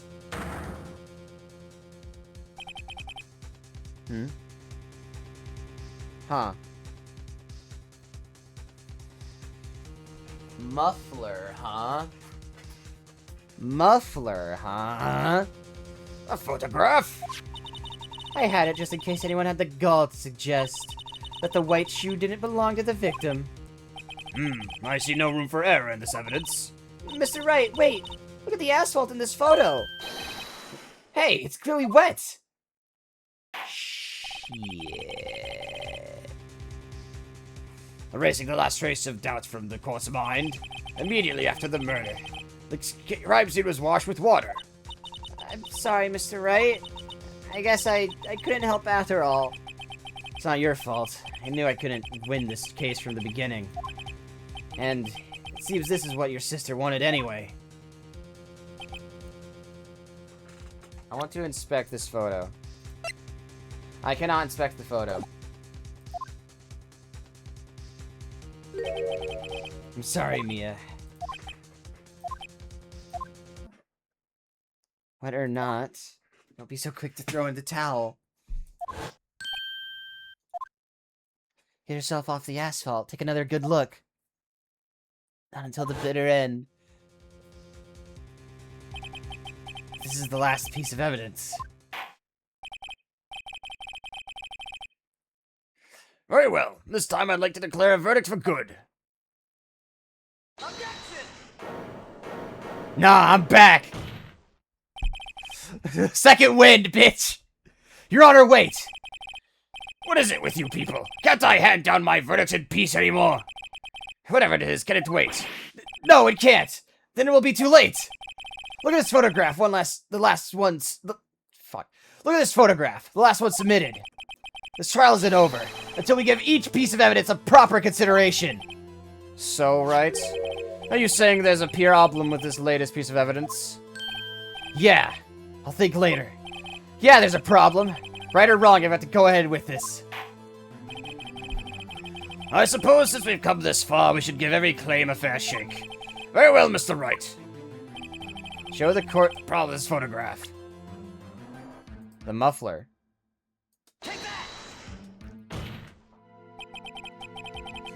The problem with this photograph is here. And what's this?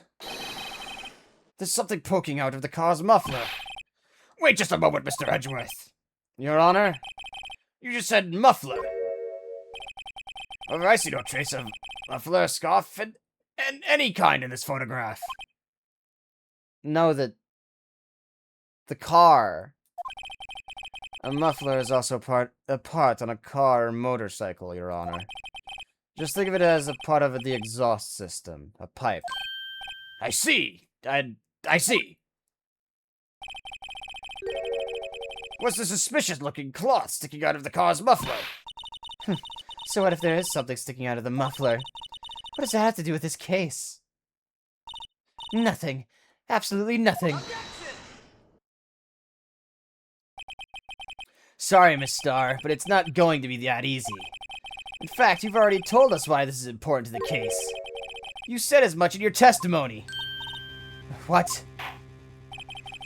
Let's hear what Mr. Wright has on his mind. Tell us why you think this piece of cloth in the muffler is related to this case. The phone. The phone call. Yeah, no, Phoenix and the judge are just two dumbasses. Two sides of the same dumbass coin. Phoenix don't know shit about law, the judge don't know shit about anything but law. Miss Starr, recall your testimony for the court. Ah, yes, when I arrested her, she mentioned the muffler. That's what had me confused in my earlier testimony. Muffler? Yeah. Could it be the muffler you heard mentioned? Was actually this exhaust pipe? If so, that means this piece of cloth is vital evidence.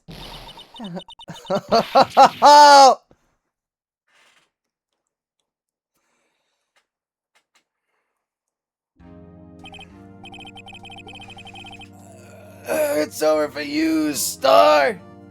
Well, it seems we will have to suspend the proceedings. Suspend?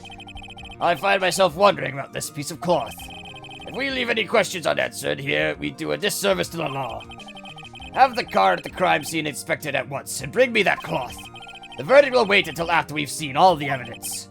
Agreed? I suppose so. Whew! That was close.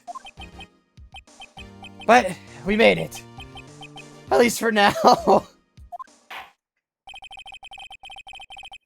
This court will adjourn for a 30-minute recess. It's lunchtime, after all. He's still hungry. Hey.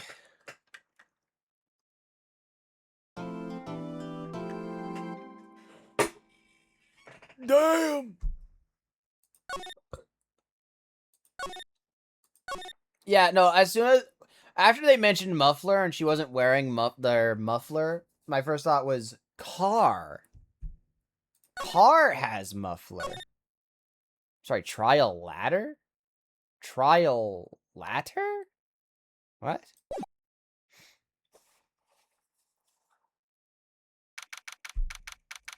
Oh. Oh. I forgot we were on that DLC budget. Oh, shit. February 23rd, 11:56 a.m. Court District Defendant Lobby number 2. Mr. Wright? Huh? What? Are trials always like this with you? Like you're swimming up from the bottom of a lake, about to reach the surface. But no matter how hard you paddle, you never seem to get there. Pretty much. Except today we're swimming in quicksand. So what happened to your sister, anyway? Apparently she got called off to the judge's chambers. Probably something to do with that piece of cloth. So this is where we turned this trial around, right? Our only weapon, a tiny, insignificant piece of cloth. I'm the one who's starting to feel tiny and insignificant, to tell the truth. Hola, partner. Alright, here comes Marshall. Yeah, no, I gotta know what's inside the muffler. They say you show a red cloth to a bull, it'll fire up its temper. That's what they told me when I was a youngin', at least. Officer Marshall? Thought I'd come take a look, see how the trial's going. Looks like I'm late. They've got the home ranch locked down tighter than a fort in enemy territory. That hard to slip out, huh? What is going on over there, anyway? All the police I've seen these last 2 days have been really on edge. Don't you got enough on your plate without worrying about other people, compadre? You could be worrying about the chief prosecutor's taste in mufflers, for example. Officer Marshall? The whole muffler thing didn't have anything to do with scarves. She wasn't wearing a scarf. You don't say. Now don't that just beat all? What? I've seen the red breeze blow at her slender neck many a time. I saw it that day, too. She was wearing a red muffler. What? At the award ceremony that afternoon. Edgeworth's seen it too, I'd reckon. What does that mean? In the photograph taken at the crime scene, she wasn't wearing a scarf. So, Miss Starr wasn't mistaken. Well, it's about time. Remember, partner, sometimes you gotta grab the bull by the horns. And sometimes you just gotta let that bull go where it will. Time will tell. I have a bad feeling about this. So, what are we swimming in now, Mr. Wright? If it's steak sauce, I could hook you up with some refined ribs. Hooey! Damn, I could go for ribs right now. Damn it, now I'm hungry. Alright, District Court, Courtroom 9.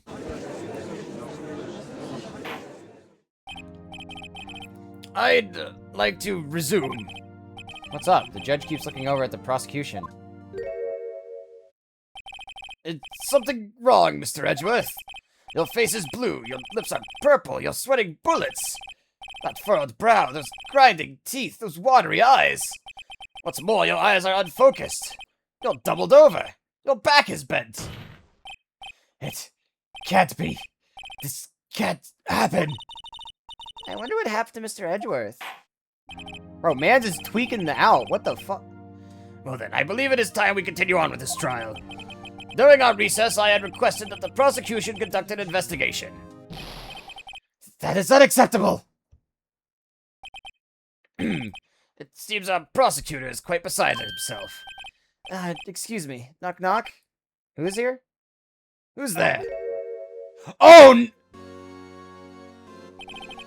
What's with this guy? Strange stuffy aura seems to be filling the courtroom.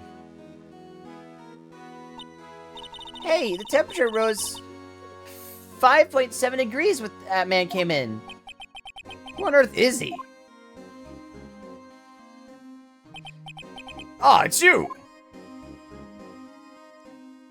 Are you gonna introduce yourself? Or like... Oh, sorry I'm late, Udgy, the roads were packed. It's just me. Long time no see, yeah, Udgy. How you been? Swim much these days? Yeah, hello. No, I've been too busy. Busy smizzy, Udgy. Udgy, my boy, you have to make time to relax. Yes, indeed. Udgy seems to be his nickname for the judge. I'm afraid you're right. Very afraid. Sorry, but who are you? Ha! So you're Righto, the attorney. I've heard good things about you, son. Thanks? So sorry about our little worthy giving you all that trouble, eh? You know, we should all go swimming together sometime. Jolly! Little worthy? Mr. Wright, you don't know the district chief of police? Chief of police? He's a top-ranking police officer in the entire district. All you just stands there. Name's Gant. Damon Gant. Pleased to meet you, everyone.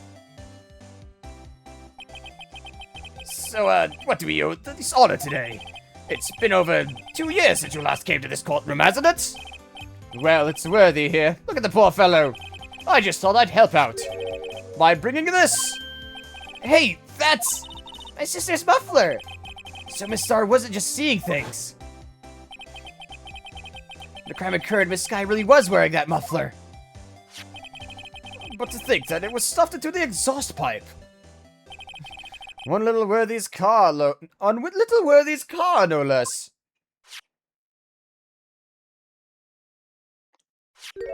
Stop doing that! It's really quite embarrassing, even for us. SL92. What's this? It's what you'd call a switchblade knife. Quite perplexing, this. Chief, what kind of outfit are you running? Mr. Edgeworth? How could they miss such a vital piece of evidence? If your investigators are this lax, how do you expect us to do our job? Now, wait a minute, Worthy. Shit, I don't know what he said. I'm telling you to wait. Or didn't you hear me? Have a look at this document, where it says person in charge of investigation. There's no mistaking that signature is there. Miles Edgeworth. That's not fair. On the day of the crime, I had... You're head in the clouds because you got that award. I know how you feel. But you're the person in charge. I'll expect a written apology. What? Are you serious? Don't be too upset. We'll find a way to clean up this mess that you made. This is the first time I've seen Mr. Edgeworth at a loss for words. Damn. This kind of major blunder is unlike you, Mr. Edgeworth. Ah. This court accepts this new evidence. But I'd like to ask the defense a favor first. Yes? Just to be sure. I'd like to take a look at the blade of this knife. The blade, Your Honor? Well, I don't see why not. Could you open it up for me, I wonder? Yes, well, I think all you have to do is push that switch and... If I cut my finger, Mr. Wright, I wouldn't be able to pound my gavel anymore. Yeah, but if I cut my finger, I wouldn't be able to point at it, people anymore. Come on, just hurry up and open it! Alright, alright. I'm not doing that. I'm not touching that.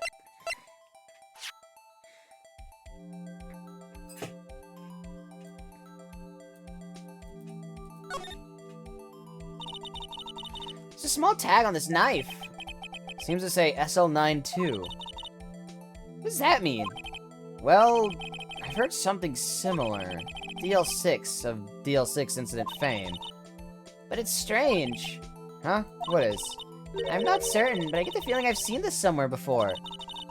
Letters like this, or letters that looked a lot like this somehow.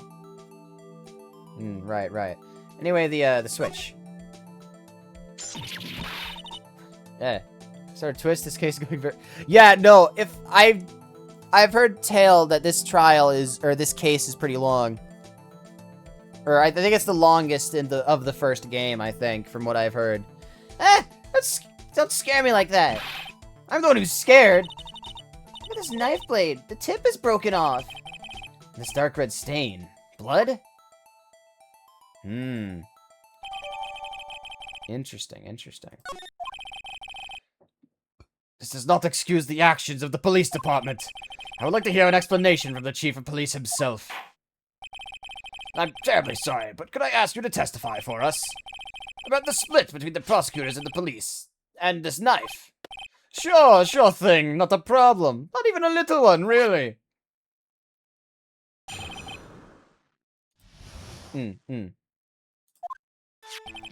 This knife is special, but I can't say how here. Unless there's evidence to prove a connection between this knife and Goodman.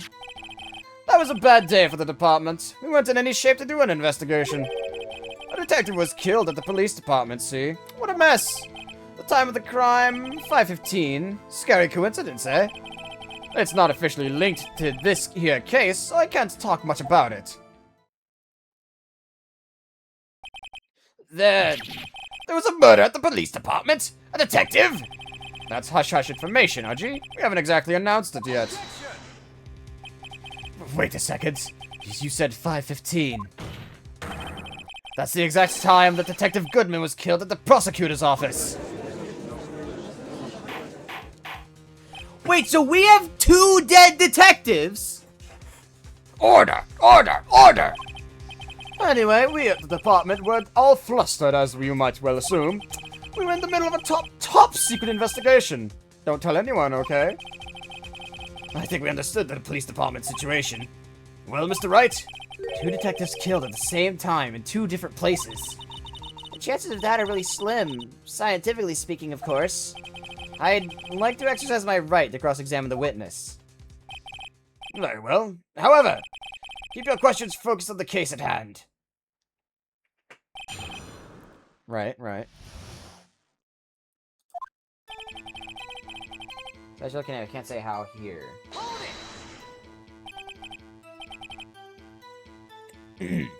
Excuse me, special? Mm-hmm. Hard to come by this particular knife anywhere else.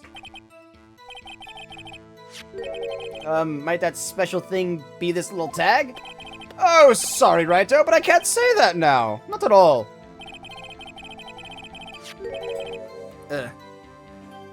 I need more water. Hold on.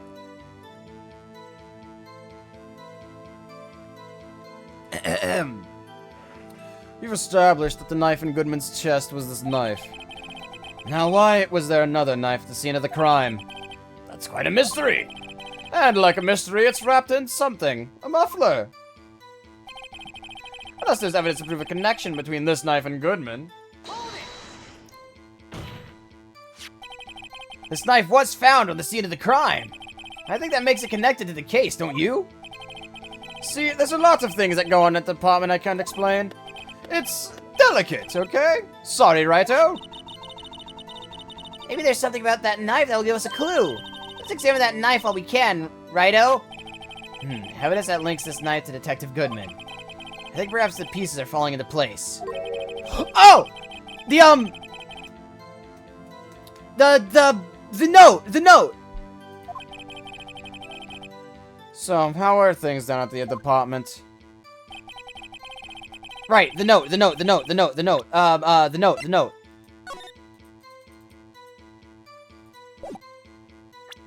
That just says SL9. You just gotta turn your head. That says SL9 right there.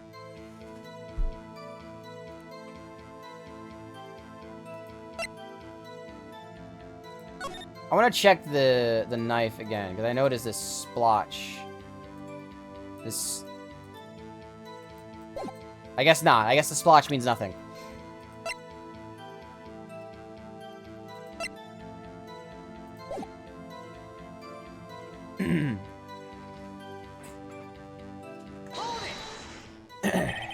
Something happened at the police department too, huh? You got a good look in your eyes there, Righto, my boy. Sharp, hungry. So, something did happen, and why wasn't I informed? Why weren't you informed? Well, why didn't you ask? No matter, I understand. You were busy with that... what with Lana's case and all. Well, what happened? What happened at the police department that day? Detective was killed at the police department, see? What a mess. On the same day that a detective was killed at the prosecutor's parking lot, another detective was killed at the police department. That's a fact! Surprising, isn't it, Dudgy? I'm at a loss for words. And the perpetrator? Do you have a suspect? Well, there was a suspect. Just arrested him, in fact. Just arrested? That was quick.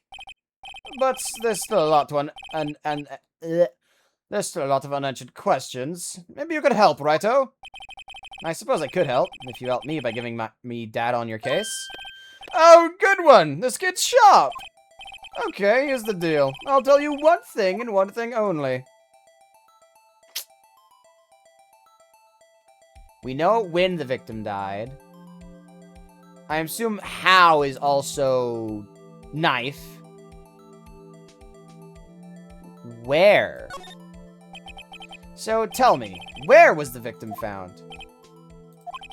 Well, I can't speak on where the corpse was found, but I can say the crime took place in the evidence room at the police department. The evidence room? The evidence room? You wouldn't know about the evidence room, would you, Righto? I can't say I've heard of it. I guess I should ask again once I learn a bit more about this evidence room. There's something stranger about this than the place where the body was found. The time of the crime, 5:15. Scary coincidence, eh? 5:15?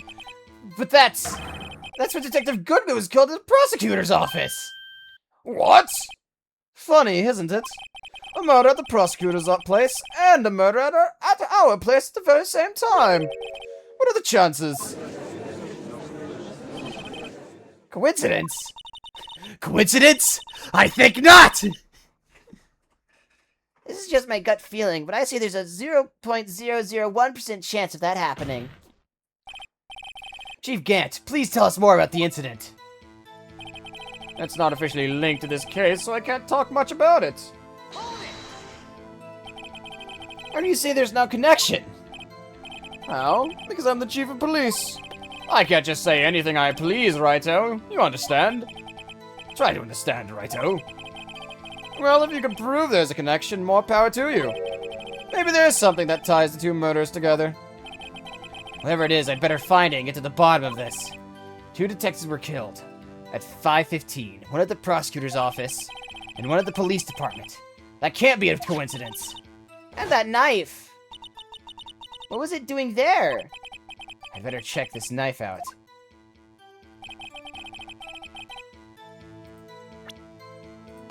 Hold on, I just wanna make sure I get the order of operations down pat, because it's gotta be the note.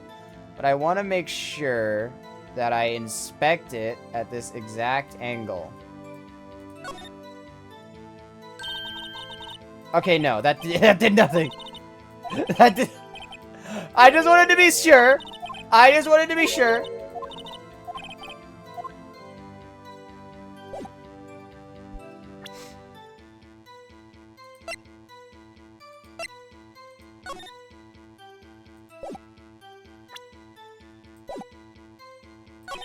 Unless there's evidence, present the note. Wait a second. Oh, at last, an honest-to-goodness objection. This knife. This has to have something to do with Detective Goodman. What do you mean? Oh, an honest-to-goodness, what do you mean from Udgy? This is great. Look at the tag on this knife. It reads SL92. And this is important. Why? Over here, we also have a memo from the body of the victim. What's this? 6 minus 7s 12 dash divided by 2. Your Honor, it's upside down. Upside...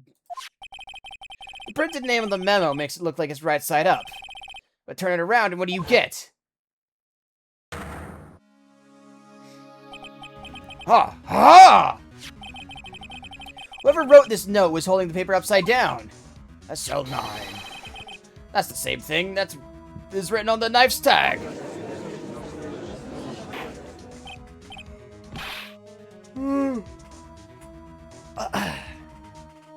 Yeah, no. Who in their right mind kills a detective in the police department? Who the fuck? Order! Order! Well, Chief. Ah, well. I guess the cat's out of the bag. You win, Righto. I win? What game is this guy playing? Knife was evidence in a case. It was stolen from the department's evidence room.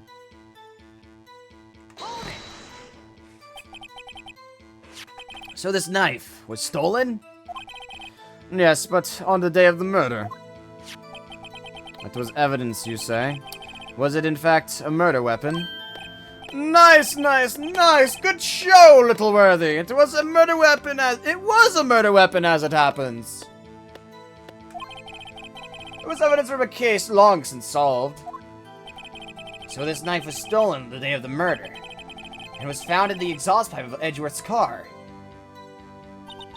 Hard to think there isn't a connection there.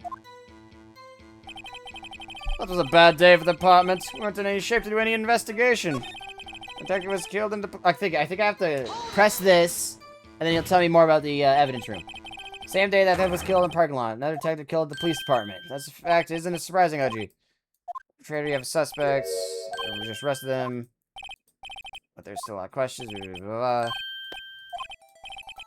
Here's the deal, I'll tell you one thing. Where? I have to ask where, and you'll tell me more about the evidence room. Where was the victim found? Well, I can't speak on where the corpse was found, but I can say the crime took place at the evidence room at the police department. The evidence room? Wait a second. I've heard of that. The evidence room? Didn't he mention that in his testimony just now? This knife was evidence in a case. It was stolen from the department's evidence room. There's the connection between the two cases. You seem happy, Mr. Wright. Happy? We just got handed our ticket to go to town on this case. With the link between the two cases established, we finally have some leverage. Now we can get Gant to testify about the details.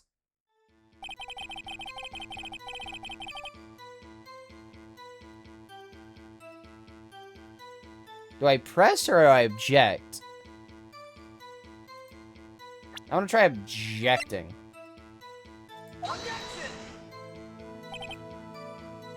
Shit. Never mind.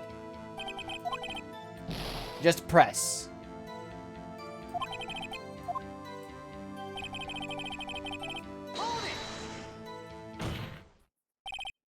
Chief, the defense's position is simply this. The connection between these two cases has already been proven. Huh, you don't say? Well, out with it, Writer. What's your connection? Yes, out with it, Mr. Out with it, Mr. Wright. The connection is a place mentioned in the testimony we just heard. The knife found in the lot was stolen from the police department's evidence room. Not to mention the victim had on him the case number on the knife's evidence tag. And we also know the detective murdered that the detective murdered at the police department was killed in that very same evidence room. Indeed. There do seem to be too many connections for it to be a coincidence. Well? You two make a good pair. It took my man 2 days to find out what you deduced right here. Chief, I request that you release your information on the victim at the police department. See, that's the tricky part. It hasn't been announced yet and all. Can we get the information unofficially?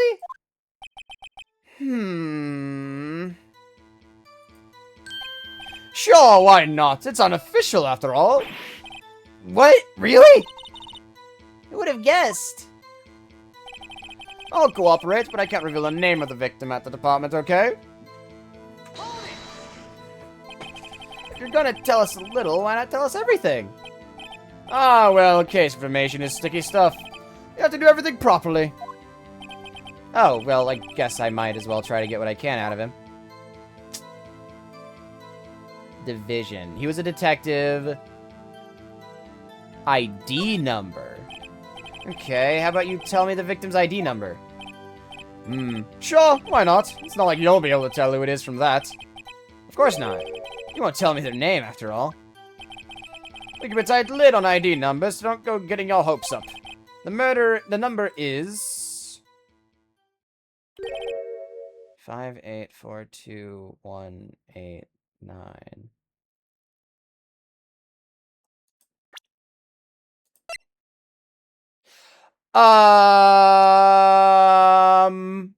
What?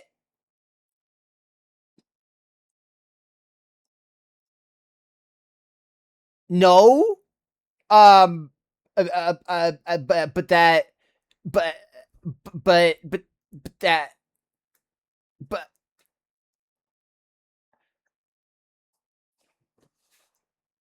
What in the goddamn?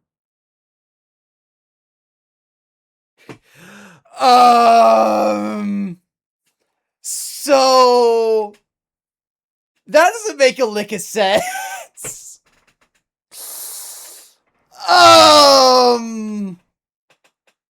Huh?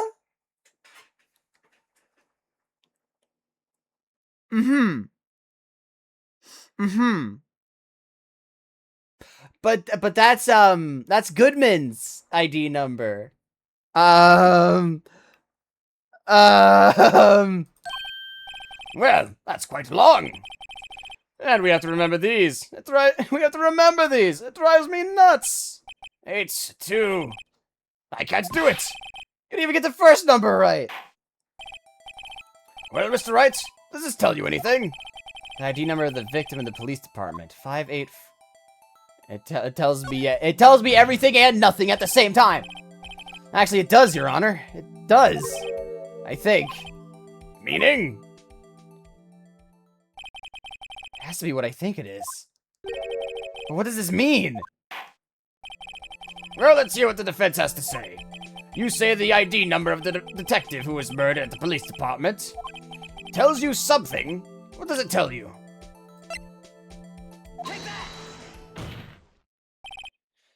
Witness. What is it, Mr. Wright? You're grinning like a schoolgirl on prom night. No, it's just, I got confused. And this is news? Piss off, Edgeworth. Huh?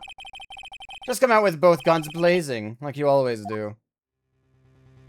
The police department, the prosecutor's office. 2 places, 2 detectives murdered at one time. Actually, I happen to have a police ID number here. Oh, is it yours? No, Your Honor, I'm a defense attorney, remember?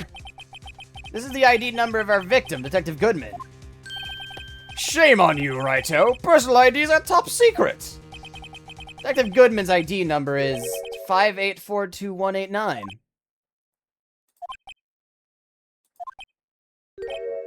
And this means what exactly? Huh? Wait, that ain't even what we heard from the chief earlier. That started with 82. I'd forgotten. You didn't even get the first number right again. The number the chief of police gave us was 5842189. Wait a second, Wright. What does this mean? Mean? That's what I want to know. The 2 ID numbers are identical. In other words, the detective killed in the police department's evidence room was Bruce Goodman. What does our witness think about that? Oh, sharp as a tack, Righto, sharp as a tack. But wait, Detective Goodman is our victim. He was killed at 5:15 in the underground parking lot. Yet a detective Bruce Goodman was also killed at the police department. In the evidence room at the exact same time. That's impossible. So what we're saying is the same person was killed at the same time in a completely different location? Order! Order! Order! Chief, what does this mean? No. What I want to know is, why did I hear about this? Yes, it's top secret, fine, but I'm the prosecutor in charge of the case. Now, just wait a second, Worthy. No need to get all flustered. Your Honor, the police department has made a grave error in this case. Goodman is Naruto. Bro, Kagebushi no Jutsu, it just dies in 2 places at once. Wait. I said wait. Or didn't you hear me? The oversight, the grave error. Mr. Edgeworth, they're yours. What? How dare? We informed you yesterday. I believe it was our Officer Meekins who brought you the news. Shit. About that. Officer Meekins? Mr. Wright, where have we heard that name before? Wait, aha! Right, that guy.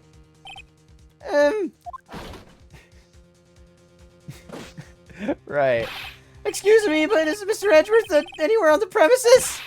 I'm here, sir, at the request of the chief, sir. I've got your report, sir. You don't mean him? According to Meekins, you didn't accept the report. Hard to believe. But your officer, he told me. He said the report had nothing to do with the Lana Sky incident. Detective Bruce Goodman murdered in the police department evidence room. Mr. Edgeworth, the victim's name is written right on the top of the report. Why didn't your officer tell me? Honestly, I'm not sure if that officer was capable of making the connection. He did seem challenged. In any case, this is a serious error, a gross negligence of duty on your part, Worthy. But sir, you could have submitted that report this morning to the court as evidence. Then I... Okay, I hate it. Stop staring at me. No such luck this time, Worthy. Or should I say unworthy? What? Now, what was the second rule of evidence law, Well, Mr. Wright? Huh? Oh, well, it's, Rule 2, unregistered evidence presented must be relevant to the case on trial. And how is this rule relevant? Normally, you submit a list of evidence to be used in court before the trial. This report wasn't on that list. So, what does this mean? I couldn't submit this evidence until the connection was proven in court. Fucking... yeah, unworthy. Yeah.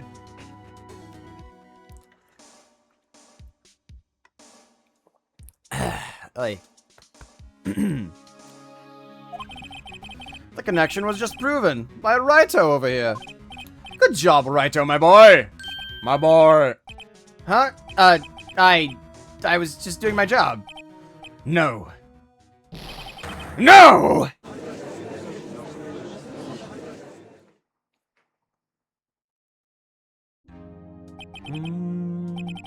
It seems we have come to the end of this trial. I know you're going through a tough time, Worthy, what with all those rumors. You were even in the defendant's chair just this past December.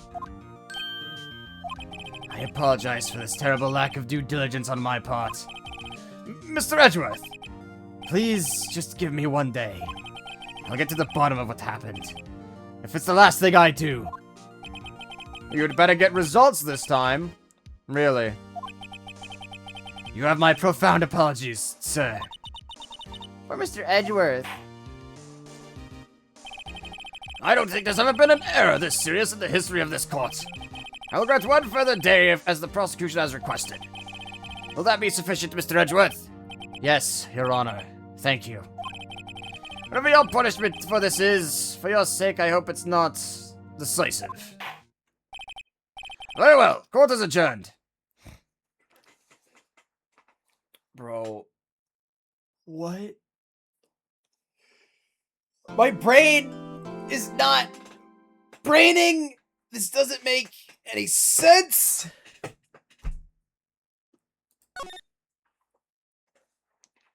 Literally make it make sense.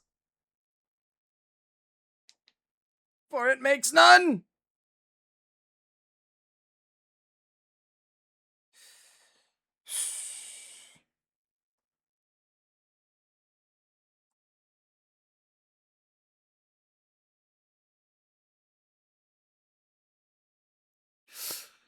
Man, this twist is very much twisted.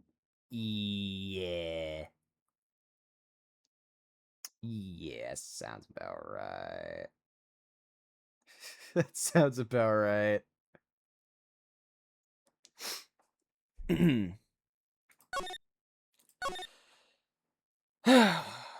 right. Well, I'll good. Am I good on water? No, I need a refill. All right. We're gonna take a short break then, so I can go refill my water bottle. Let's see here. Let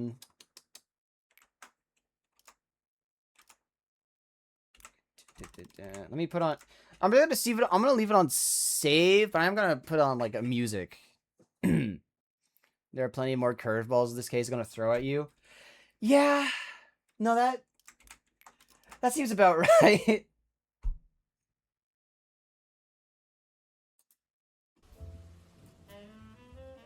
All right.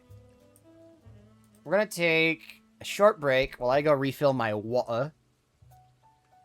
All right. Yeah, we'll get right back into it as soon as I get a refill.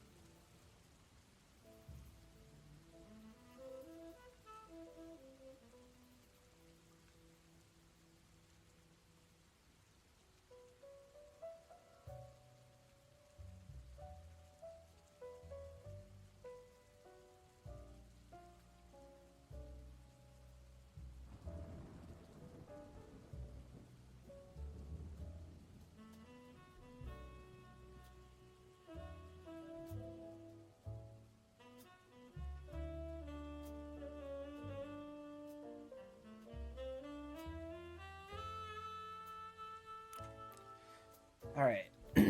I'm back. Got a refill. Now I can get back to the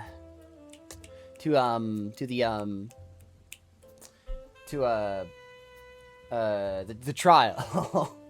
Sorry, my brain was drawing a blank for a second.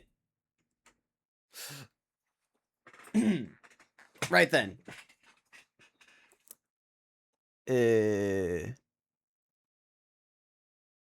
Right. Did I save? I'm gonna save again anyway. To the investigation. Investigation. February 28th, 2:15 p.m. Wright & Co. Law Office. Mr. Wright, so, what's going on with the case anyway? I'm a little confused. Huh? Well, let's see. What is going on? The victim, Detective Bruce Goodman, was stabbed to death after 5 p.m. on the 21st. He died in the prosecutor's parking lot and the police department's evidence room. What's this and the evidence room part? The prosecutor's office and police department are 30 minutes apart by car. Well, that's what we're going to find out. Or try to, at least.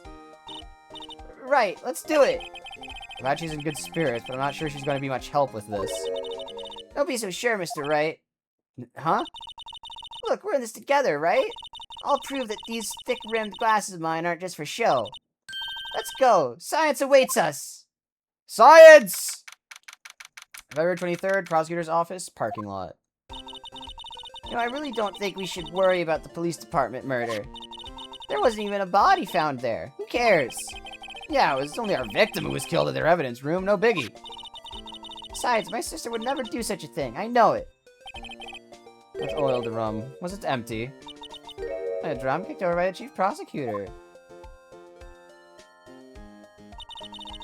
My sister, risking evidence at a crime scene? Never! Although she says they don't get along, Emma really likes her sister. That's not it at all. It's just, we're both professionals at what we do, and I trust her. Big words for a high school student. Well, whether there was blood on the floor or not, the water in that oil drum washed it all away. Ignore the strength of my science at your own peril, Mr. Wright. Huh? What's that grin for? The situation calls for one thing, and that is luminol testing fluid. Luminol? Blood is sticky stuff, you know. You can't just wash it away with a little water. Even if you can't see it, it's still there. But wouldn't the police have already done those tests? Never trust anyone's eyes but your own, Mr. Wright. Just give it a try. Me? Why do I have to do it? I'm a minor. I can't even drink yet. We're testing blood stains with this stuff, not drinking it. Here, look, I'll lend you these glasses. Huh? You got an extra pair of those things? Yeah, it's red. That's for blood reaction. Just spray the luminol on it. Like this, see? Just enter the spray on it. Okay. Okay, let's find us some blood stains. Oh! Found one.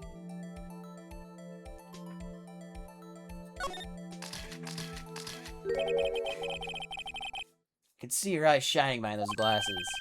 So, this is a blood stain. It's so... Emma, you're shaking.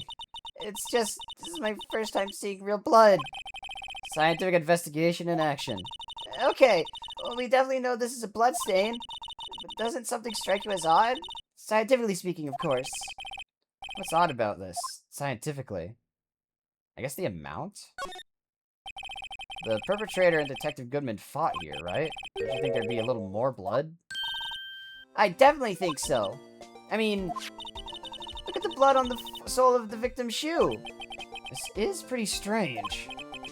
If they fought here, there'd have to have been more blood than this. Hey, Mr. Wright. I'm gonna mark up the... There. I'm gonna mark up the floor plans where we find a blood stain, okay? Words. About that. See? I'm pretty handy to have around, right? Yeah, and this stuff's pretty handy, too. I saved my allowance to buy that. Luminol testing fluids. We can't be sure that the police will reveal all their evidence in court. Sometimes they fail to mention evidence that doesn't fit with their view of the case. Let's drag that hidden evidence out into the light of day. Yeah! Feels like we're really investigating a crime now, doesn't it? Guess I should give this spray on anything that's suspicious. Huh. Oh, no, it's Angel. I wonder how that fluid of yours would react to a nice deli box. Miss Star! You only trust your eyes, hmm? Not bad, you two. I actually didn't expect to see her again. This day-old deli box is on the house. Sorry, it's just that kind of lead-in doesn't really get my mouth watering. Alright, on my way, woman.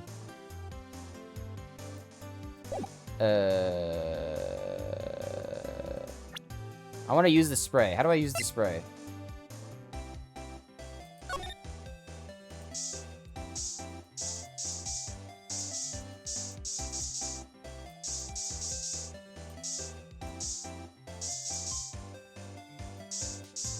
Okay, I just wanted to check if there was, like, any, like, a blood trail, rather. I guess not. You certainly put me in a tight spot today. My apologies, Miss Star, but... No, it's okay. It was my fault. Oh, we know. I witnessed everything from that security room right there. But I was afraid that wouldn't sound convincing enough, you see. I was wrong to think that. I'm sorry. Sorry, you lied on the witness stand. That's unforgivable. Little girl, don't forget what's important here. Even if the place I witnessed the events from was different, I still saw what I saw. I saw Chief Prosecutor Sky stab a man in cold blood, and that testimony still stands. I swear on my honor as a detective, she stabbed Goodman. I know this photograph has something important to tell us, but what?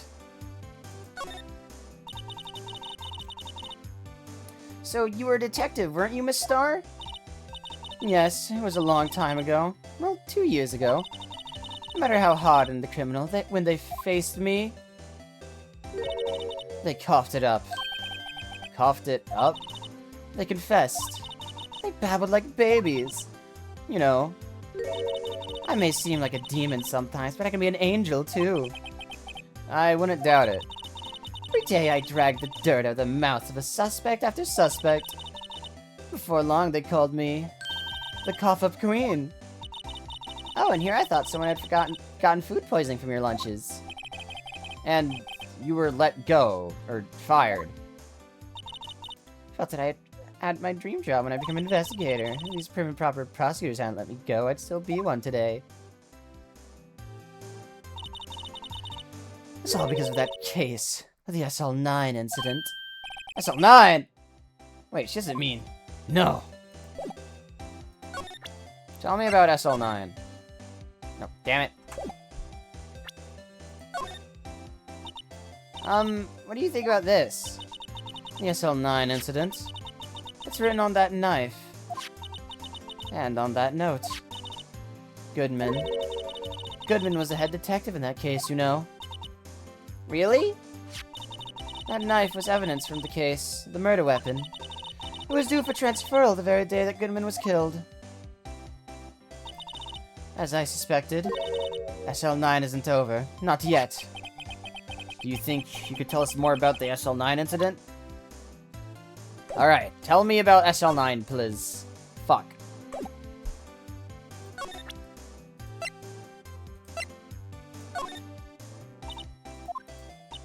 SL9 is written on this, written on that note.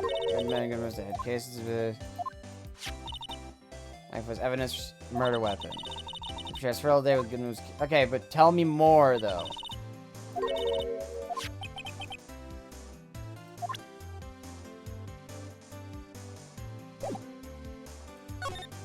Talk, woman!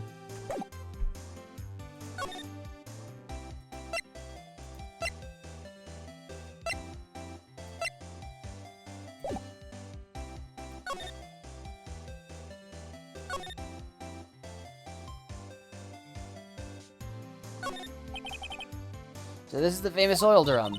Well, no time like the present. I'll try to kick it over myself. Yeah. That's okay. Don't cry. Lana Sky must be one strong woman. I mean... well, I mean...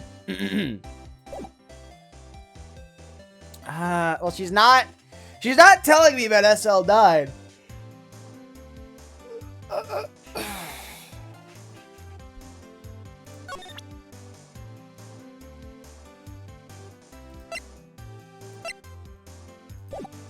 All right, she's not. You know what? Let's go to Edgeworth's office. February 23rd, High Prosecutor's office. Well, this place is classy today as it was yesterday. I'm sure it'll be just as classy tomorrow, Emma. Incidentally, Edgeworth's not here. I'm sure he's off doing important investigations. I hope that's what he's doing. Guess we'll have to come back. Well, alright, guess I'm out of here.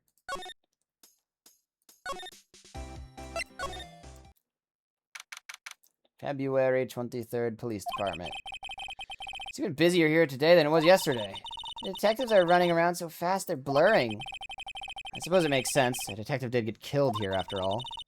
So, the evidence room, the scene of the crime. According to the pamphlet we got from the front desk, here it is. She's like a kid at an amusement park. Oh, a real crime scene. Let's go take a look. Yeah.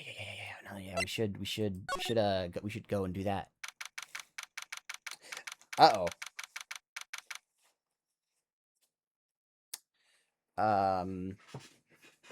Gee, I wonder whose office this could be. I wonder who could possibly be in charge of this guard station. I wonder. What's with the decor in this place? It's very eccentric. According to the pamphlet, this is the guard station for the evidence room. So beyond that door is the evidence room. The scene of the crime. It sure seems that way. Oh! What's wrong? It's those cacti. They're so prickly, so imposing. It's hard to think straight.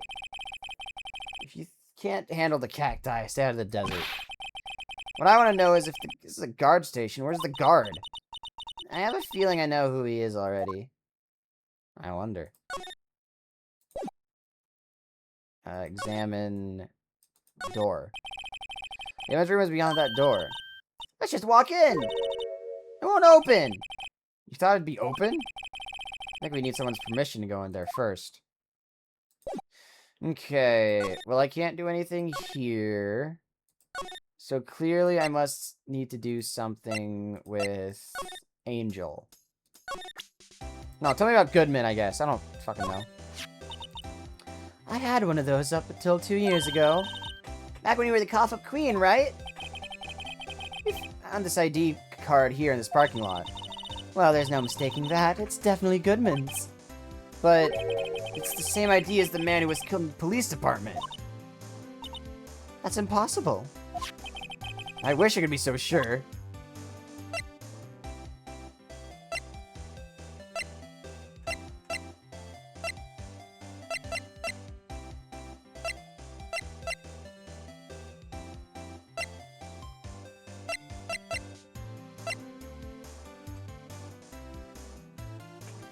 Oh no, I'll just try presenting her with a photo.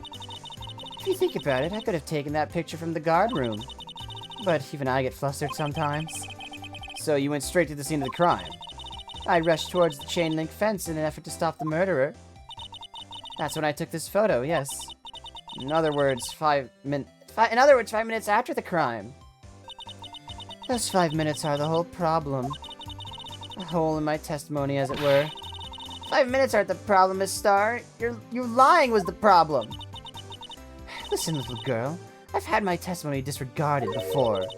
And I wasn't going to have it disregarded again. Just like that time. That time? How about you tell us about SL9? Okay. Ah! That incident really opened my eyes to the truth. We're nothing to them. Disposable. Disposable? To who? 2 years ago, it was the biggest case I'd ever handled. Oh. The police and the prosecutors were desperate for decisive evidence. So they didn't solve it? On the contrary. It was solved quite cleanly. The criminal was caught and executed. Executed? Yes, the criminal got what was coming to him. It doesn't get any cleaner than that. The only problem was, they never did find decisive evidence. Not a shred. What? But the criminal was executed, right? On the basis of evidence, of a sort. Made up evidence. What? You mean they executed someone with fabricated evidence? The best part came several months after the trial. Every detective involved in this case was dealt with. Some were demoted to patrolmen, others found themselves out of a job. And you were one of those? Myself and the other person you know well. Wait, could it be? Yeah, Marshall. Exactly, Detective Jake Marshall. Oops, I mean, Police Department Security Detail, Officer Jake Marshall. As professional detectives, we investigated that case from every angle. Jake was particularly determined. And then it was over, and he was demoted. However, he hasn't forgotten, and neither have I. You haven't forgotten SL9?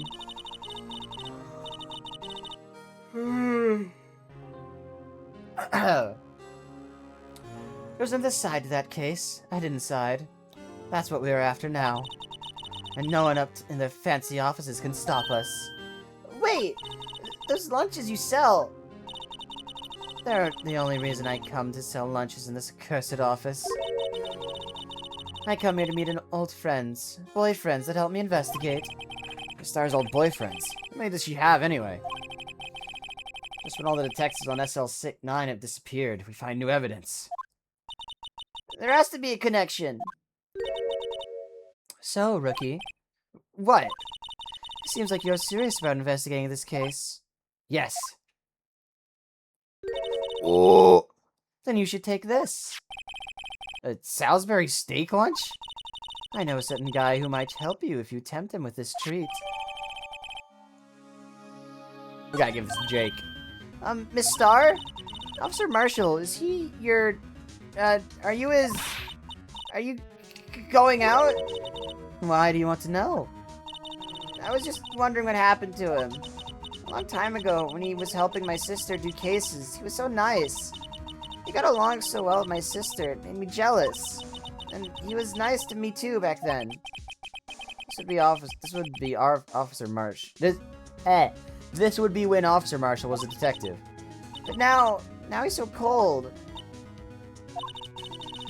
Jake and I are merely cooperating on this investigation. We're putting the past to the rest, as it were. Nothing more than that. I see. Thank you. Officer Jake Marshall. Alright. Now...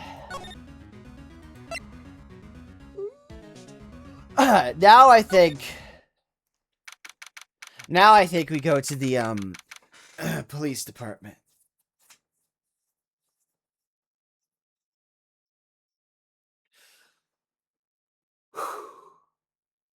Man. I need to just, like, drink more water.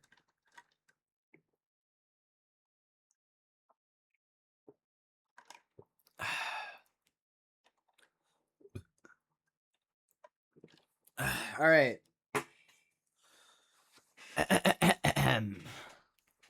Police department. This place is charged with frantic energy, as always. I'm gonna assume Meekins. Please! Huh? Wasn't that... Oh, no, it wasn't Meekins. One steak lunch, please. No, it's you. Detective Gumshoe? Now's no time for chit-chat, pal. I'm a busy man. What I really need is a steak lunch from Lunchland. Oh, you mean one of these?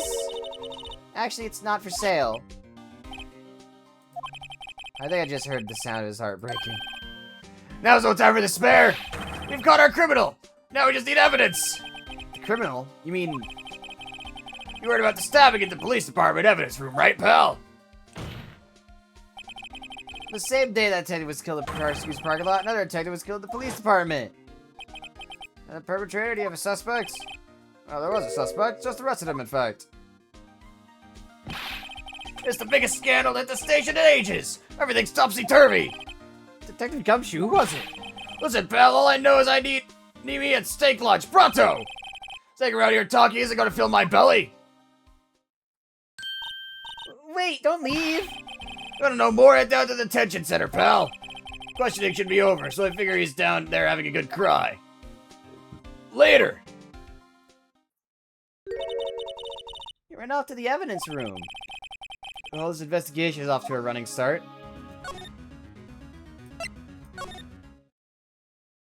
Well, guess we're not going here. Criminal. Oh. I guess criminal affairs.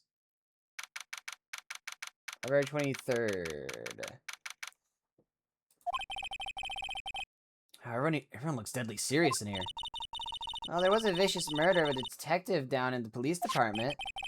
Yes, but the same detective was also killed at the same time at the prosecutor's lot. It makes my head hurt. Well, first things first, let's go check out the police department crime scene.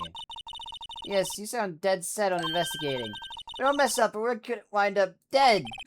I doubt anyone wants more mysteries or dead bodies around here right now. It doesn't look like anyone's gonna help us much either. Okay. Detention center.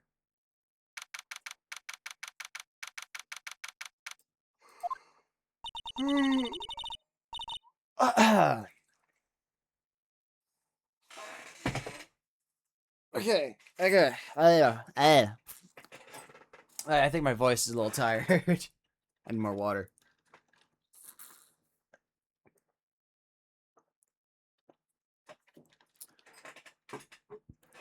So I do feel better about things. A little. I mean, they caught the person who stabbed Detective Goodman, didn't they? Yeah, I guess they did. So, best to not go too far down that road right now. Things will just get confusing. Ow. What was that? Sir, that's what I'm saying. Me, a perpetrator? I'd say I was the perpetrator against, sir. That's what I'd say. Yeah. Hi, greetings, sir. Wait, I know who you are. Is anyone is Edgeworth anywhere on the premises? I'm here, sir, to request whatever. Officer Meekins, you're a guard here at the detention center. Are you? Or no, that was a question. Fuck. No, sir, I'm not, sir. I'm a little lost patrolman, like a little lost lamb, sir. Oh, I get it. You're here to deliver a report. No, sir, how should I say this? Wait, he isn't. Is he? You, Officer Meekins, you didn't, did you? Perpetrator Officer Meekins reporting, sir! What? What? Now this is an unexpected turn of events. Sir, I'm a patrolman with General Affairs, sir! Sir! Ow, I can hear you fine, Officer Meekins. I had some business that day, sir, so I went to the evidence room, sir. The guard station in front of the room was empty, sir. So normally there's a guard at the evidence room. That's right, sir. Because evidence is kept in the evidence room, sir. Now the security officer was none other than Officer Marshall. Marshall? And then, sir, I happened to glance at the security room monitor. That's when I saw him, sir. A suspicious person in the evidence room. A suspicious person, sir! A suspicious person! Ow! What is this guy doing? So what happened then? Yeah, no, they locked up my mans. After that, sir, everything went white. I saw red. I blacked out. And when I came to, I was here at the detention center. How long were you out? Days?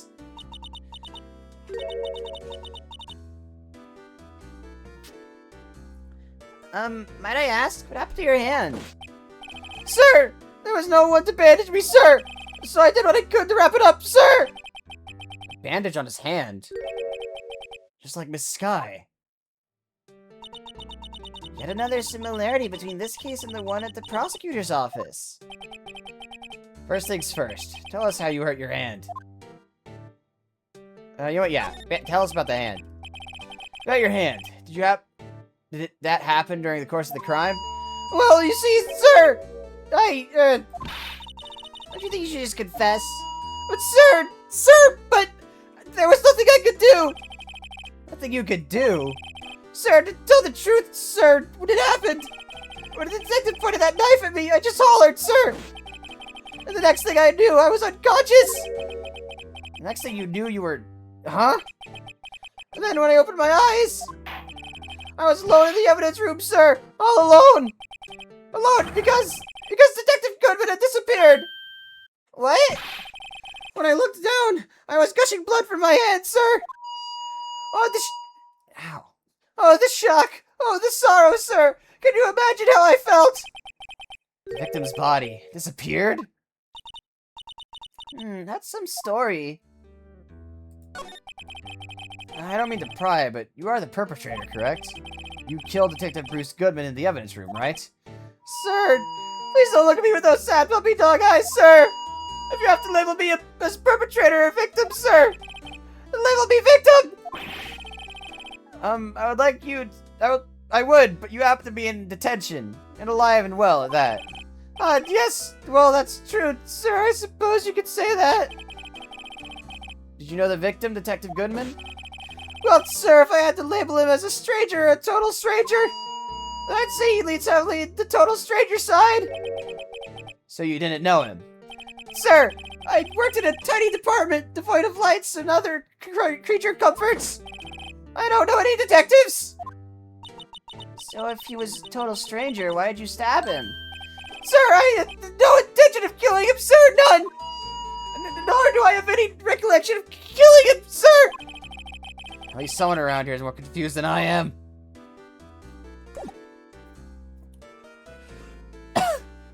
Damn. Bro, they locked up my mans. They locked up my mans, Meekins.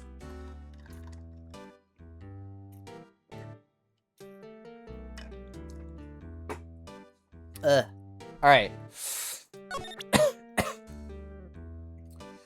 I'm gonna try presenting him with the SL9 knife. Officer Meekins, this is for you. I'm scared of knives, sir. It's okay, I just wanted you to take a look at it. That's it, sir. Last night, sir, that's the one. Yeah, no, he needs to stop with the megaphone. It's gonna kill him. It's gonna pierce my ears. Jeez. I was an apple, sir. In my dreams, sir, I was being peeled. On second thought, you don't have to look at the knife. He's overreacting to the knife, but I guess he's been through a lot. I guess the shoe? What's he think of the shoe? Sir Meekins, you take a look at this. I'm sorry, sir, really sorry, but I have no idea what that is. Maybe you should ask Mr. Edgeworth, sir? He's passing the buck, Mr. Wright. It takes a special kind of man to pass the buck to Edgeworth. Let's see, how about... I don't know, the badger. Officer Meekins, can you take a look at this? I'm sorry, shit. Alright. How about...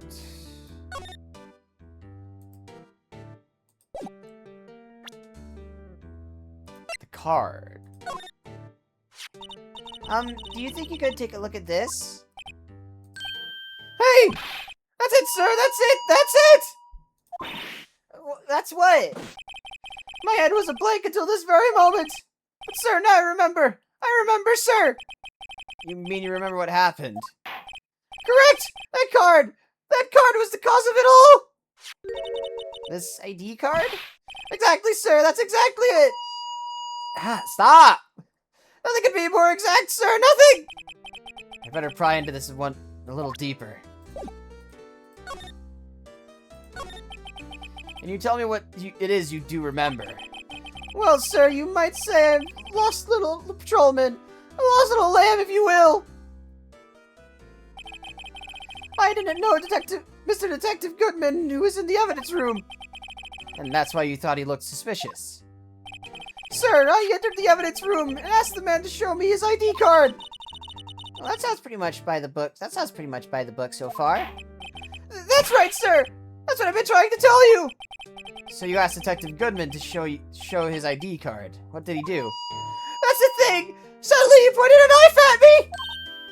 What? Sir, I assure you I was flustered as you are right now. As I whooped and leapt at him. Detective Goodman pointed a knife at him. Do unto others before they do unto you!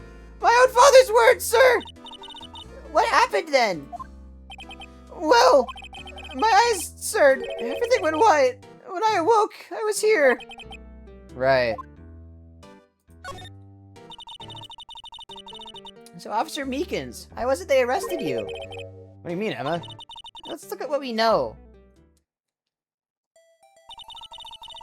Now, Officer Meekins didn't know Detective Goodman, and the victim whom he met at the scene of the crime didn't show his ID card. In other words, we have no way of knowing if the victim was really the victim. And if his body just disappeared from the evidence room, we don't even know if anyone actually died. That's it, sir! That's what I wanted to say! That is, I did say something along those lines. Huh? But you still ended up here? They told me that it had to be him, sir. On that day, at that time. Detective Goodman was definitely in the evidence room. That's what they said. But you don't remember the events clearly. No, but the videotape is quite clear. Huh? Videotape? From the security camera. The crime! My crime! The crime I swore to stamp out! It's there! It's me, on tape!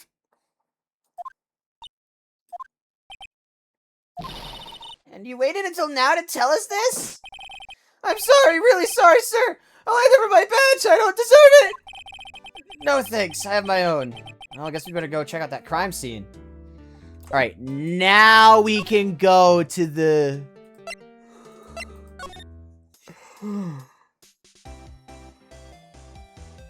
now we can go to the evidence room.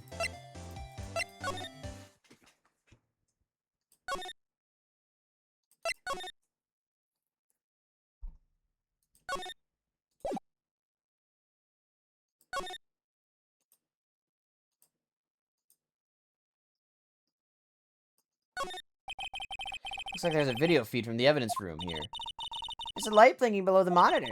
It says recording. I bet we could use this computer to check on who went in and out of here.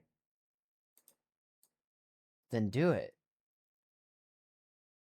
What the fuck are you doing? Then do it. I'm C-Sharp Pickley. They must be the real deal. I would think just one I would think just one big one would be sufficient.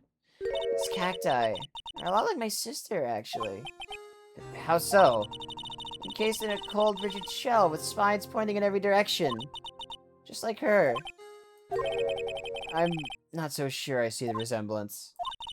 It's more an attitude thing than a physical similarity. Okay, can I use the computer?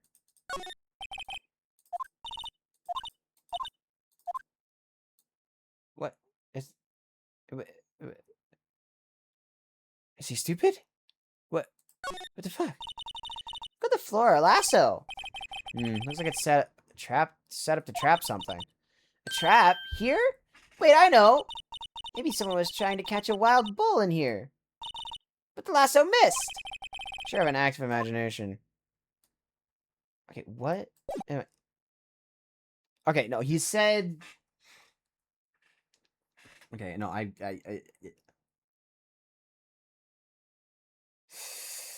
So,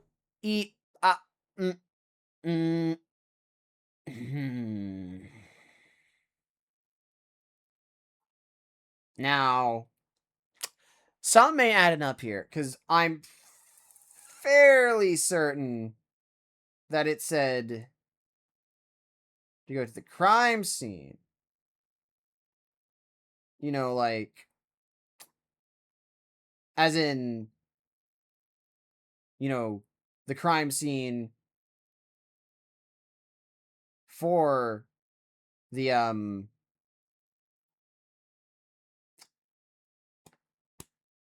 know, the murder, whatever. Well, I can't do anything here. I don't know. Let's go to fucking, I don't know, criminal affairs. God damn it. Hey, Mr. Wright, look who's standing at the chief of detectives desk. It's Police Chief Gant. Ah, and you're sure this is all, hmm? You know what it means if there's anything missing? Sir, I'm sure it's most likely totally perfect. We checked all of his drawers, lockers, garbage cans, bags, coat pockets, hats. Under his seat cushion, behind his computer monitor, inside his personal coffee machine. I see. Well, if anything does turn up, you call me right away, deal? Yes, sir! We'll scour the place again, sir! Chief of Detectives looks a little flustered. All righto, my boy. How you been? Swim much? Oh, Chief Gant, reporting for duty, sir. Why are you saluting him, Mr. Wright? Tell me about Edgeworth. Is Edgeworth going to be okay? Oh, Worthy? Oh, you know. Doing a little inquiry committee with him. Sounds like an inquisition. Yep, well, they've had no end of trouble with the boy since last year. You mean the incident at Guard Lake? It doesn't look good having a top prosecutor sit in the defendant's seat, does it? And you got someone else found guilty in that case, righto? On karma. A legend he was, undefeated in his 40-year career. But in court you fixed it so he was caught for forging evidence. Wait, I didn't do anything wrong. He did forge evidence. In any case, the prosecutor's office is in a bit of turmoil, you might say. Why, they'd do just about anything to restore their reputation. Now, depending on what that inquiry committee decides, it could be bad for Worthy. What? I got the evidence room incident. It's downright odd, I tell you. The detective getting killed on their turf, too, I mean. There being the prosecutors, I assume. I need more water, fuck.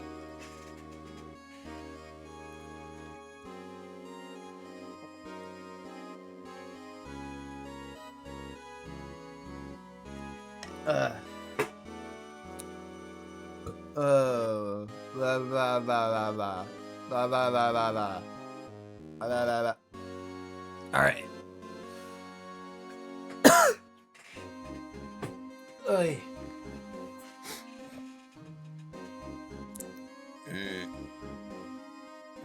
Alright. Scientifically speaking, it's impossible. Yes, but that's what the evidence is saying. Goodman was stabbed in 2 locations at the same time. That's what it says. What evidence is this? No, Righto, I can't give away all our secrets just like that.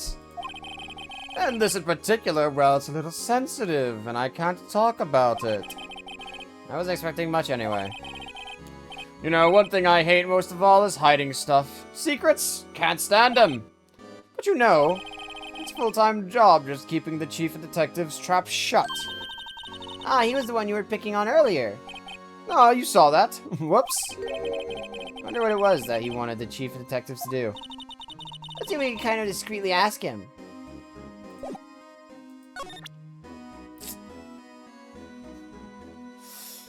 I don't know, what could I present to,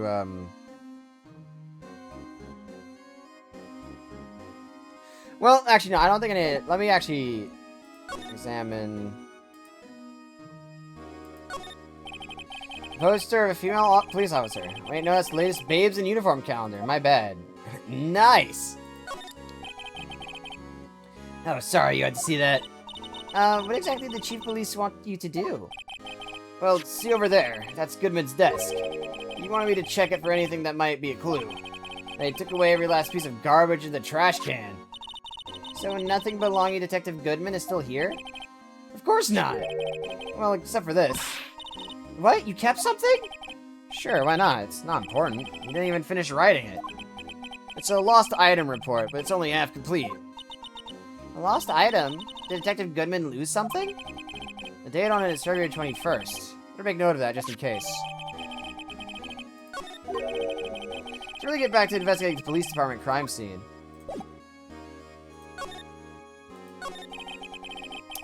Actually, I was wondering if I could ask you a favor. Well, I never thought the day would come when Righto asked me for help. I was wondering if we could investigate the evidence room.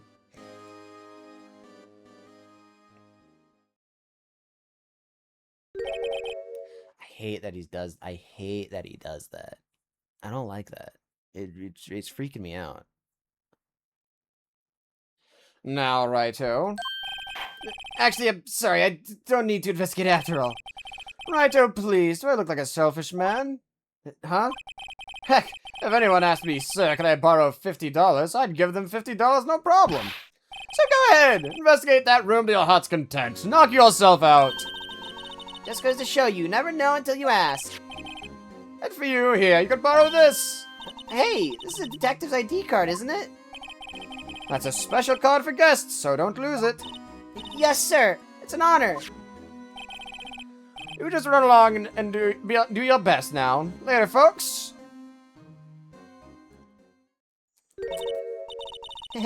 Looks pretty cool on my lapel, doesn't it? Just think, a real ID. You seem happy.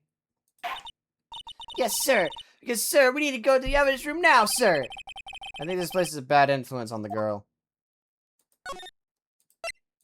Alright, we can finally go to the police. We can finally investigate the fucking crime scene. Alright. Guard station. Alright. I said move? God damn it. Examine? Key card. The evidence room is beyond that door. And we have the ID card from Chief Gant. Let's just walk in. Won't open. Aha, the card reader is turned off, see? What is that security guard thinking? Howdy, partners. Well, well, what's made my Bambina's skies so gray? Yeehaw.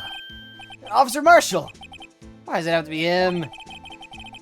What's that why does it have to be him look for?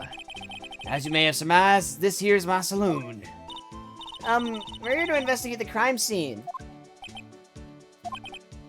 Yeehaw, that card you got there on your chest? That's better than a sheriff's badge in these parts. Yeehaw? Well, what are you standing there for? Get along, little doggies. The crime scene's awaiting. Fuck! You rat bastard! You motherfucker!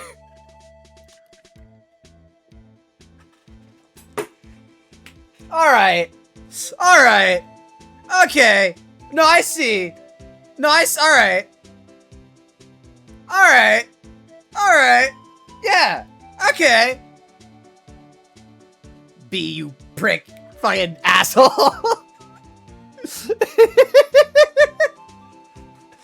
Look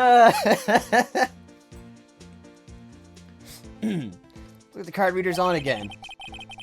While we're here, I was wondering if we could ask you some questions. About to rattle them out, timed it right. You know what? Sure. It went off right as the stupid card reader turned on, so you know what? Fine. Fine. Sorry, cowboy, but I ain't got no mind to tangle with you hombres. You're busy then. Did I say that? I only said I didn't wish to speak with you. Actually, you said you had no mind to tangle with us hombres. So, talking with him is gonna be pointless, so I'm just gonna go into the evidence room. Oh, the fishing rod. Oh, the metal detector. Dog! If I hear a loud bang, it's gonna scare the shit out of me. Time is over falling asleep. Ah, alright. Have a good sleep then. Ugh, man. But yeah, no, B, if you light off a gunshot, it's gonna scare me.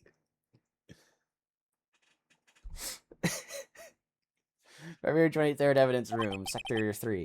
It's quiet. The investigation must be over. Why are there handcuffs on a car door? What the fuck? So this is the evidence room. It really is kind of like a graveyard. Graveyards are supposed to have grass and trees. This feels more like a morgue. Nice try, Mr. Wright. You can't scare me.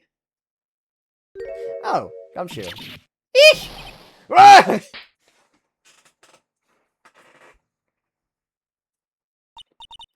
Sorry, I thought you were a ghost. I would recommend going around smacking ghosts on the head, pal. So is it true what I heard? Uh-oh. Retro, please do. I look like a selfish man. Heck, if anyone asked me, sir, I got a borrow $50, I'd give them $50. Should have had it on your soundboard. Well, that's the point. That's the point.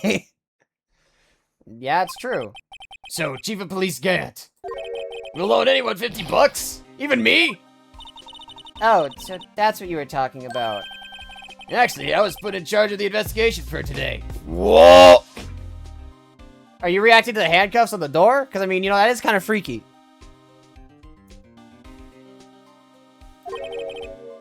Just for today? Boss for a day. But guess what? You got permission from the chief, so now you're a boss for a day. Gee, thanks. First of all, you'll want to have this. Evidence room floor plans. Nice. I'm gonna press Q.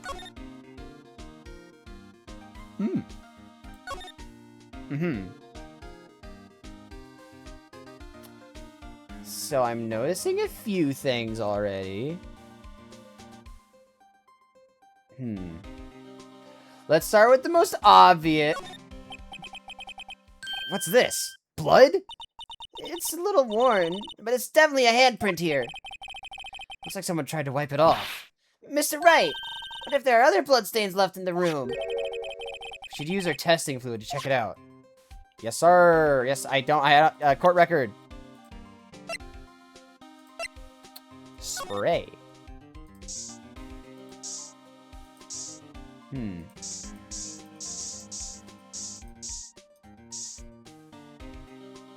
Okay, well that one is obvious. We already saw that one. I knew it. This is someone's right fan print. What? What's the matter, detective?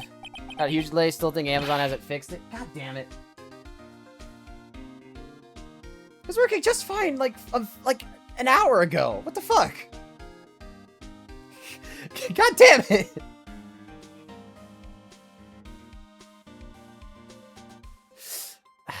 Son of a fuck. This locker, it's mine. It's yours?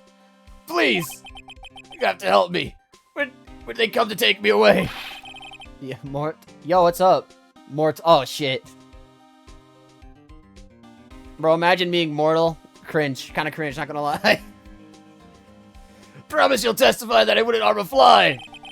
You'll do that for me, won't you, pals? This is an important clue. I'll jot it down on the floor plans.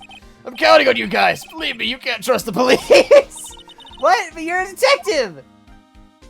Bro, you can't trust the police, says the police officer. Up, up, up, up, up.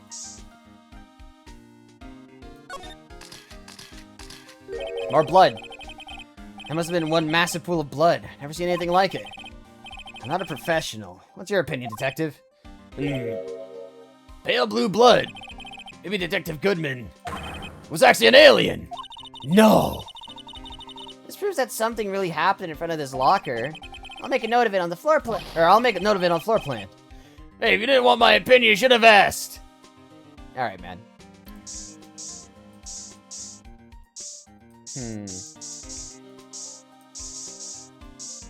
Well, that seems to be it. Unless there's more over here. Sending messages like 20 years ago? Damn. Up, up, up, up, hand, Zahando da. Bro. It was fine, not even, an hour ago, a few minutes ago. What the fuck's going on? Why am I getting a reaction here? There's a reason for the murderer to touch this spot if he fled out the door. This just might be something significant. Hey, that's some pretty amazing stuff you got there, pal. What? What, this? It's called luminol testing fluid. Where'd you get your hands on that? Huh? I'd like to get some too. I'll just borrow 50 bucks from the chief. Where do you get this, Emma? I always buy it by mail order. Well, I'd better jot this down on the floor plans. Okay. So we got 2 handprints. One on... Actually, hold on. There's something sticking out of here. Looks like a shirt. I guess it must be evidence for some case. I wonder if Detective Gumshoe put this here. There you go, pal, making me out to be some kind of slob. I'm not responsible for the evidence here. That said, I bet the evidence locker was opened recently. How do you know? When you leave things hanging out like that, the evidence gets dirty or ripped. The guard checks all that kind of stuff and notifies the detectives responsible. How many times have I had him breathe down my neck about some silly evidence? Sounds like Detective Gumshoe leaves evidence hanging out a lot, too. I bet he doesn't tuck in his shirt under that trench coat, either. You're gonna talk behind someone's back. Don't do it right in front of them, pal. Zahando das! Alright. Let's investigate more evidence. This glove is suspicious. SL9, SL911? More SL9 evidence!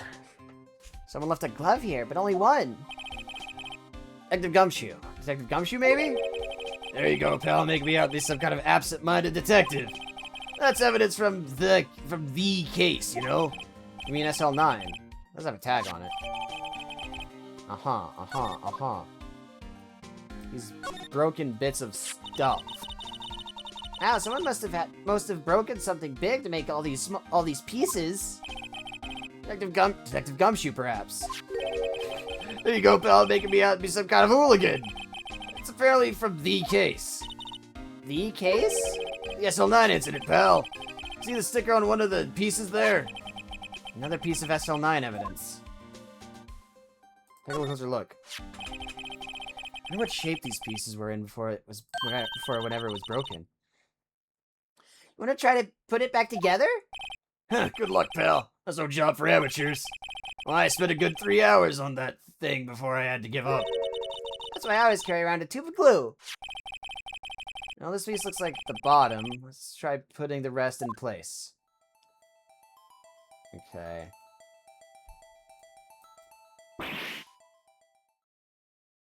Okay, so I may have hit the wrong... Okay, I may have made a mistake. I may have hit the wrong button. It's no use. These pieces just don't add up to anything. So the pieces are missing. Let's try to put as many pieces in place as we can. No. Damn it, Phoenix! Fix the pieces!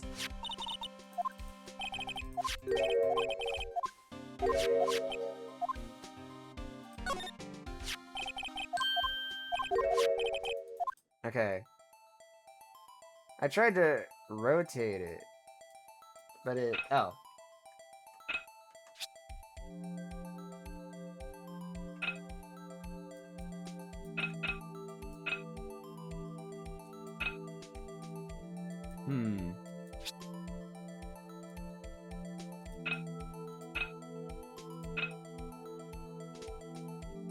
Oh, well, maybe I should try a different piece, actually.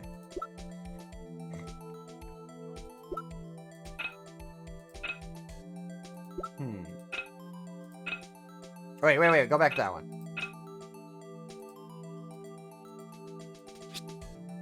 Aha! Alright, hold on, there we go.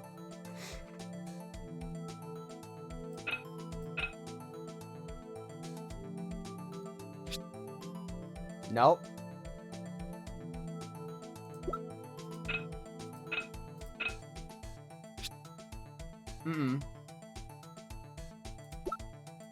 Try that one.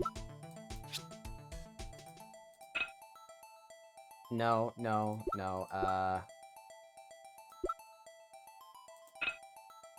That one. Enjoying the game so far? Well, I mean, considering we're on the last trial, I would have, on the last case, I assume I'd be enjoying the game. But yeah, no, the game's really fun. I'm so good at puzzle.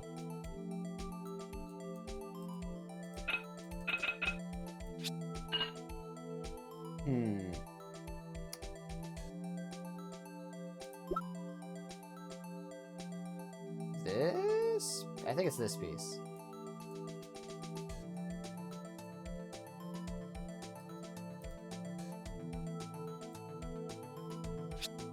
Okay.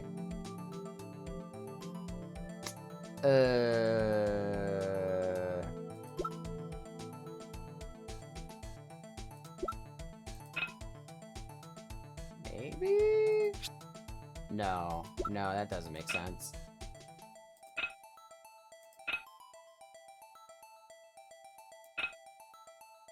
No, it's not that piece.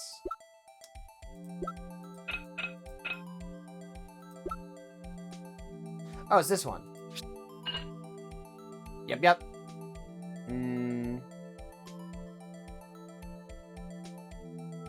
This one.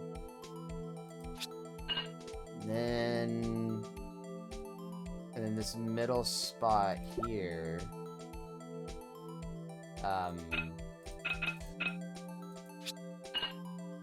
Right.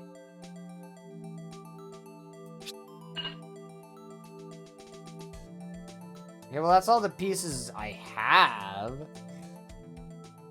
We're still missing a few chunks of pottery. Huh? Well, I think we did it, but some of the pieces are missing. Yeah, I got that far too in 2 minutes myself. The problem is finishing it. Were some pieces stolen? I bet they were missing to begin with. Still, doesn't look like the most stable kind of jar. I can't understand how it got broken. Yeah, no, I mean, look at the damn thing. It's why is the top thicker than the bottom? That's just unstable. Yeah, it's got to be intentionally made like that, so it's supposed to break. Look, this one's open. The red indicator light above the door is lit. That locker is coated with Detective Goodman's fingerprints. Detective Goodman's locker. Are you sure it's okay to leave it open like that? Well, it'd be hard to get it open again if it were closed. It's empty. They must have taken the contents elsewhere. What is this saw and paint doing here? Since the dawn of time, true art has always been a war against oppression. True art? I noticed that there's blue and yellow paint here. Perhaps we're witnessing the birthplace of the Blue Badger. Well, you might say this is my studio. Here? In the evidence room. Dog, what the fuck? Alright, let's talk to Gumshoe. Alright, we spent enough time investigating. Let's go back to talking to Gumshoe. Alright. Oh, man.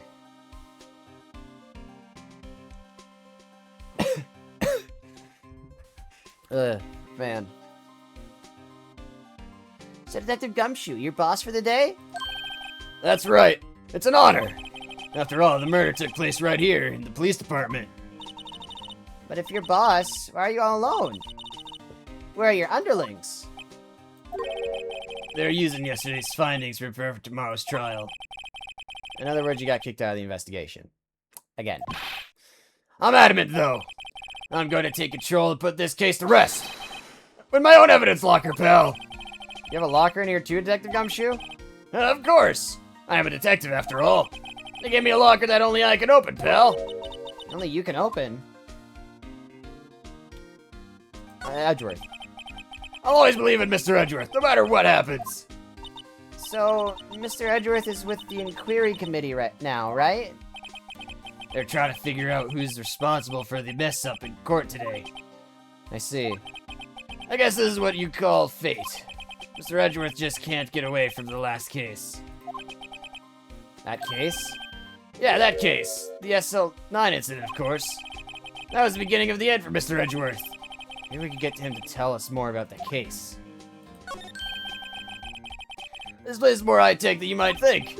Every locker is fixed and only one detective can open it. Using their ID card? Well, that's the thing, pal. ID cards can be lost.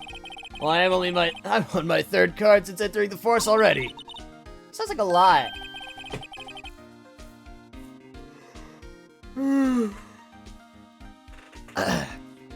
Yeah, but even I can't lose my own right hand.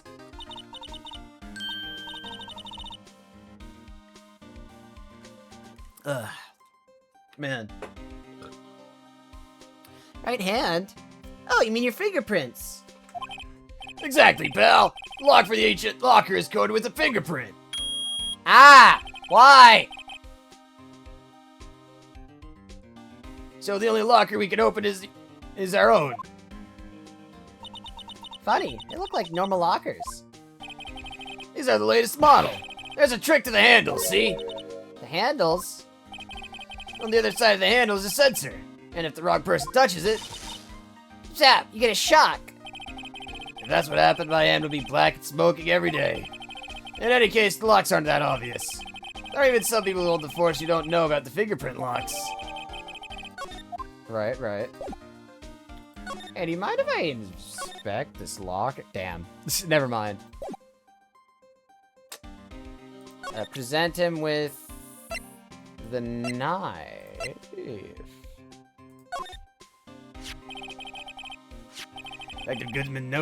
Detective Goodman's note, that switchblade knife. I bet Edgeworth was the most surprised of anyone.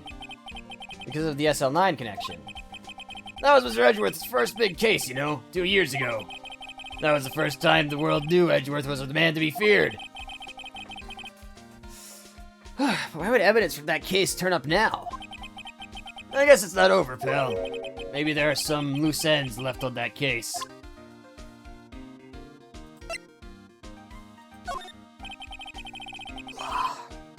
I'm gonna say one thing to you guys, detective. If I see a piece of evidence I know nothing about, I say nothing. That's fine. You bet it's fine, pal. Alright, here we go. Now that was a bloody violent case. Violent. So it was a murder. A serial killing. A serial killing? Maybe I don't want to get involved in this after all. But the killer made a mistake. Mr. Edgeworth built his case around that to nab him. That was 2 years ago. That put Mr. Edgeworth right in the spotlight and started the rumor mill. Rumors about forged evidence. It was supposed to be all cleaned up with the transferal the other day. It was the last job he ever did. Detective Goodman, that is. Huh? What do you mean? Detective Goodman was the detective in charge of the... Detective Goodman was the detective in charge of the SL9 incident, see? So that switchblade knife. The victim took that knife out of the evidence locker himself. Or no, that was supposed to be Phoenix's line. Fuck. Okay, I'm gonna try talking to Marshall again. Let's just try talking to him. I was wondering if we could talk to you. Sorry, Bambina, but I'm off to roam the lowlands like a tumbleweed in the wide prairie. Like a gunslinger loading his 6-shooter, I say a little prayer. Uh-huh. What was that all about? Mr. Wright? I think he was just too hungry to talk. You're just saying that because his stomach was growling. You have no idea what he was talking about earlier. Well, in any case, we need to get cracking on this investigation pronto. Yeah, so, how about you give me information?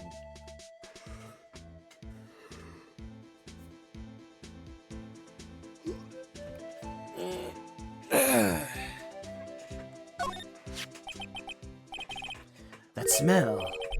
Reminds me of Texas. So, Officer Marshall, you're from Texas?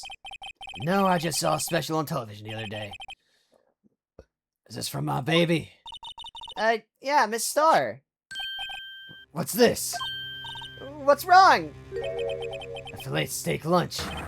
I see. I don't see. I wonder what it means. Alright, Bambina, you win. Ask anything.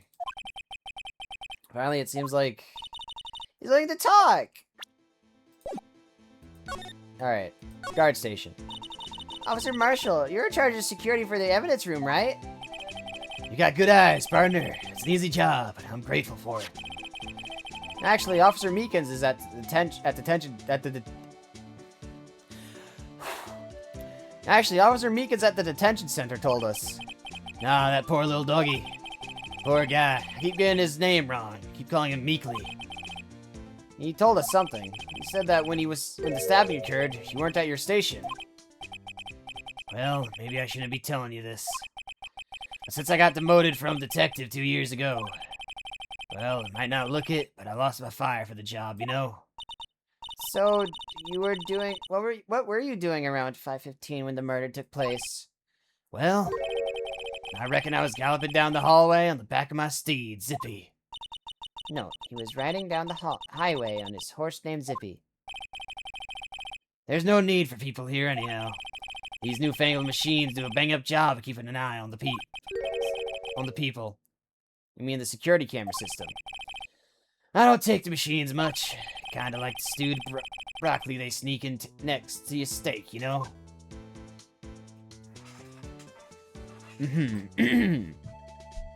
Marshall. Miss Starr told us something. She said that you were a detective until 2 years ago. It was always my dream to be a rawhide wrangler on the scene of the crime. That's all gone now, like a drinking hole in a prairie fire. You're still investigating this SL9 incident with Miss Starr, aren't you? That was my case. It's all solved on the record books, but it smells like a bad game of poker. Can't let it go. That's all there is to it. What kind of case was it, anyway? I've heard the name so many times, but no one tells us what actually happened. There are some things you're better off not knowing, Bambina. Anyway, that case is officially dead as of 2 days ago. 2 days ago? The day of our case? That's right. The evidence transferals. Edgeworth was talking about the transferals, too. Security system. I know that maybe 2 of the machines in here do. Only 2 of them? There must be a dozen. Like I said, Bambina, me and machines, well, I like them about as much as I like stewed cauliflower in my steaks. The easiest ones to understand are these here security cameras. Those are the ones that Officer Meekins mentioned. If nothing happens, the tapes are automatically erased every few hours. And Officer Meekins and Detective Goodman, are they on one of those tapes? I reckon they might be. You're a security guard and you reckon? One more thing. When you go into the evidence room, you need an ID card. That's the card reader by the door.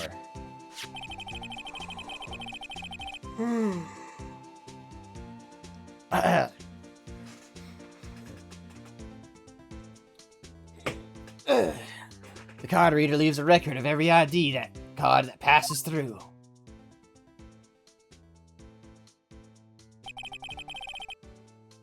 Hmm. 420, 440, 450, 414, and 514 and 514. So this is the ID card record. Hey, I've seen that somewhere before. Sorry, Bambina, I can't show you more than that. Huh?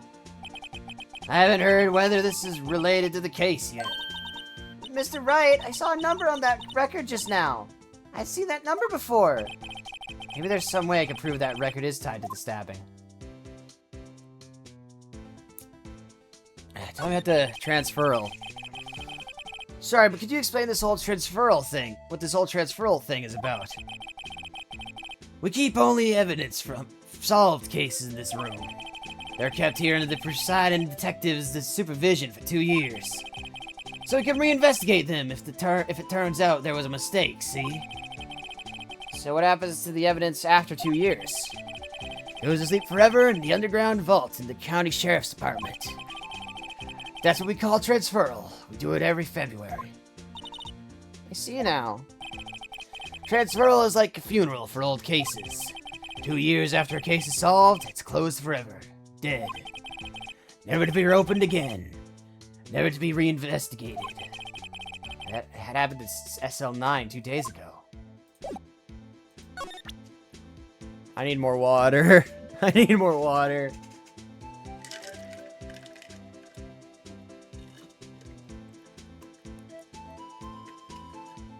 Oi.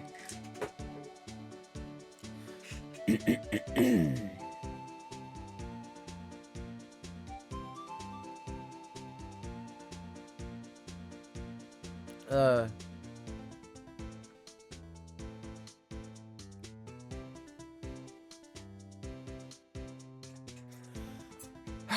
All right.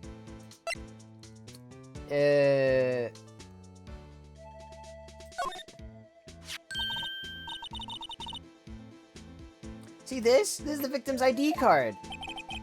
Ah, the one that was on the ground in the parking lot. The number on this is 5842189. Officer Marshall, show us that ID card record again.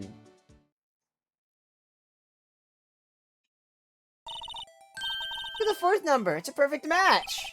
It was used at 514, right before the stabbing.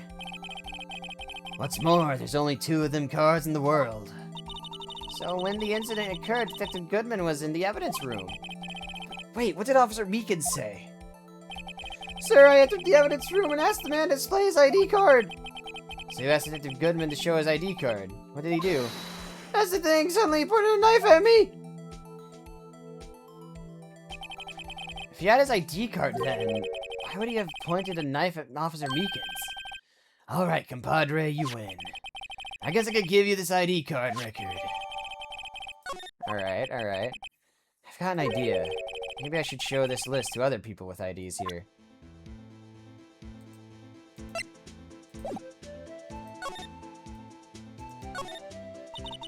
You sure have a lot of monitors in here. There's 8 cameras in the evidence room in all. 1 for each section. Which monitor shows the section where the crime took place? Where do cattle sit before the rain comes? It's not for man to know. Unless you're the security guard responsible. Alright.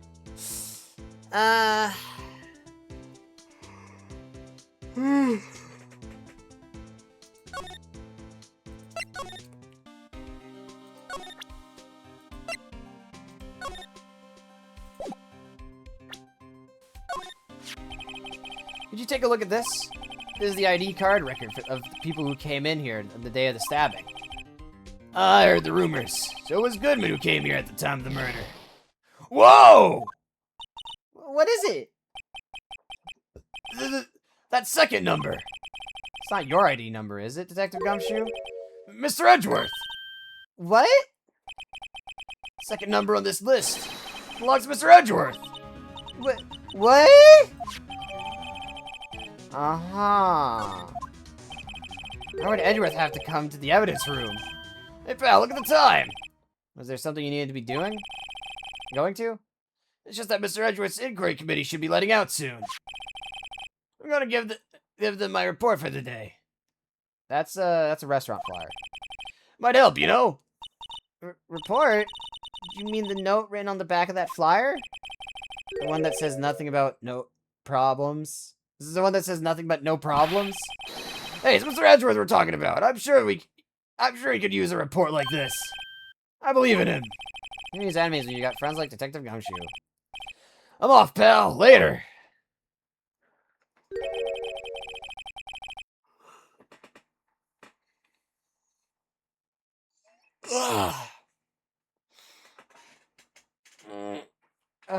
Okay.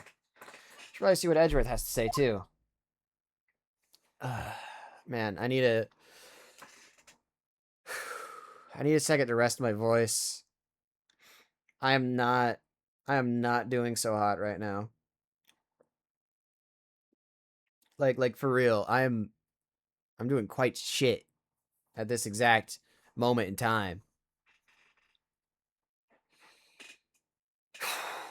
All right.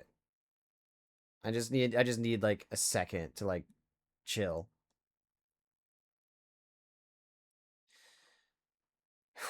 Man, my maybe I should I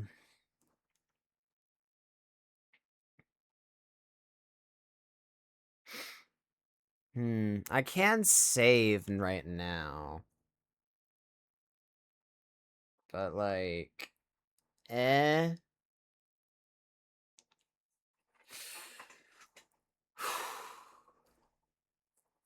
Alright, let's just go just a bit further. I don't know how to get him to show me the security footage.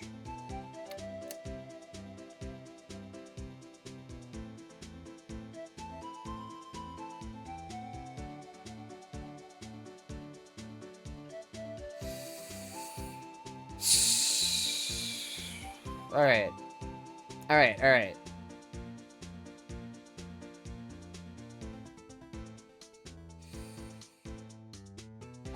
Alright, let's go to the High Prosecutor's office.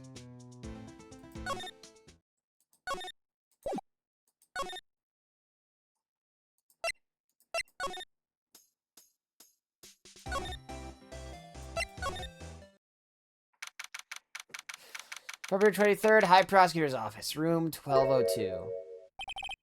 What the fuck? Ah, yes, my apologies. Oh, it's you. Have we met somewhere?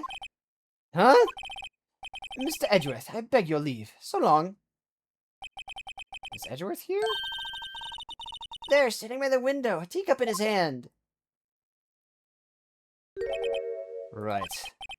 Has the hotel bring him tea service? Mr. Edgeworth, you're back from the district prosecutor's office inquiry? I am. By the way... by the way, Detective Gumshoe was looking for you. Ah, yes. He brought me the latest information, it seems. Really? Was it helpful? Apparently a new French restaurant is opening near here. I think he was trying to console me somehow. And the real info is on the other side, Edgeworth. Poor Mr. Edgeworth. I think this whole thing is really taking a toll on him. Alright. Alright. Before I keep talking, I need another refill. I need another water refill. So, we're gonna be right back again as I go get more water.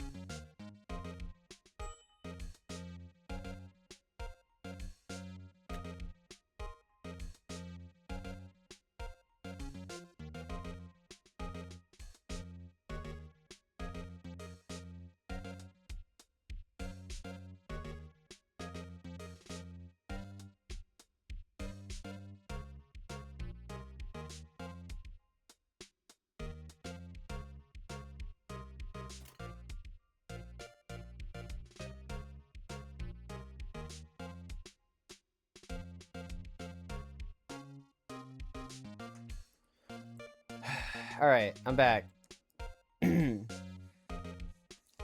Low-key, I'm kind of hoping we get to the checkpoint soon. Because my throat is really tired, and I'm really sick of this delay that's going on because of Amazon's bullshit right now. I'm getting real sick of this bullshit. Getting in the way.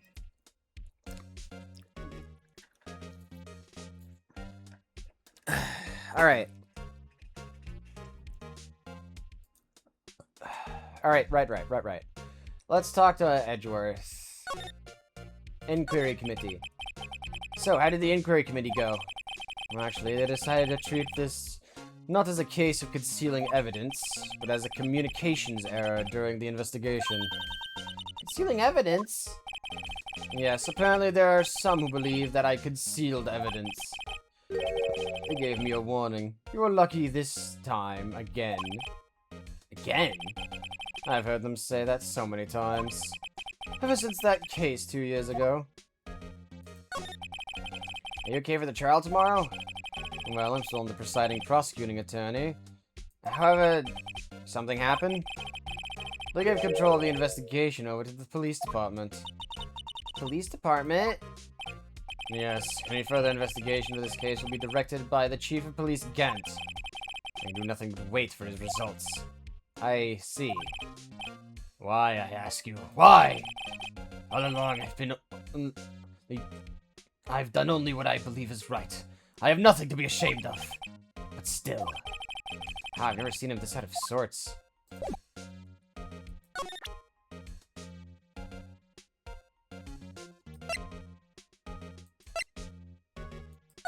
I want to ask him about this. Oh, right, I'd better check this now. As I was saying, What's this? A record of ID card usage? Edgeworth, you went to the evidence room that day, didn't you? Just before the incident occurred, no less. Yes, that's true. Why? Mr. Edgeworth? Please don't look at me like that. I was asked to go. By Chief Gant, no less. The Chief of Police? He wanted evidence for a case that wrapped up half a year ago. He told me he wanted me to keep it here in the prosecutor's office. But it was solved, right?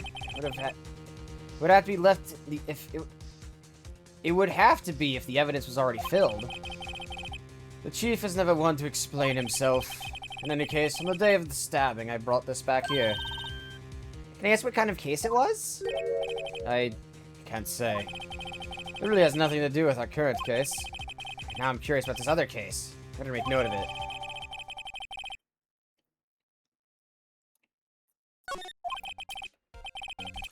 Stubborn as always. I told you this has nothing to do with the current case. I know you. You've probably got a hold of some information already, right? That has to do with that case you were on, the SL9 incident. And some dark suspicion you were wrapped up in. You're the man who revived the worst memory of my life.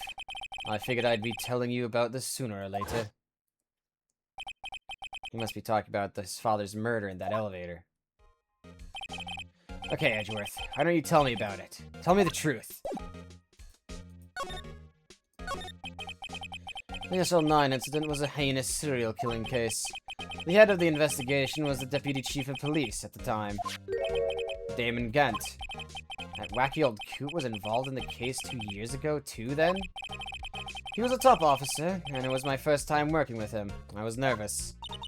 Wow, you get nervous too, Mr. Edgeworth? What I want to know is why was a Deputy Chief of Police on the investigation?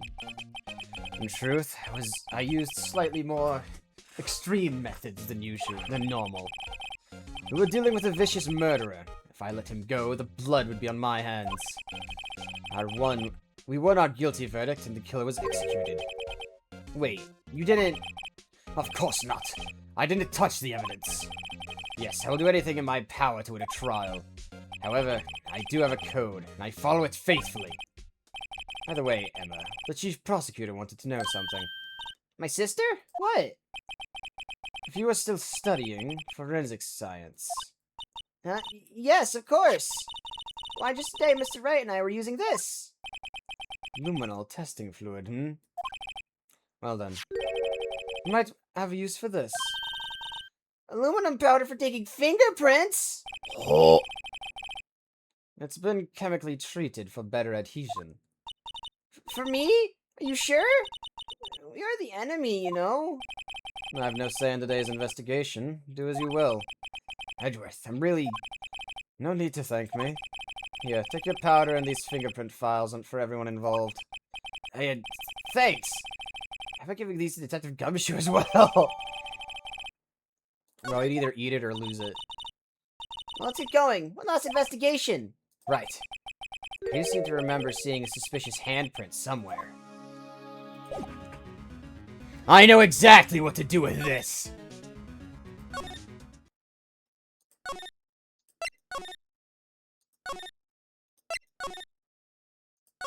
Oh, Marshall's gone. Alright, back to the evidence room. Investigation turned up a suspicious handprint. Print. Here, there's blood on the detective's evidence locker. Let's use the secret weapon we just borrowed. Right, let's get started. First, choose a finger. A finger. Each finger leaves behind a slightly different imprint. So let's choose the finger that will have left behind the clearest print. I can't really tell the difference at a glance. You're procrastinating. Choose a finger.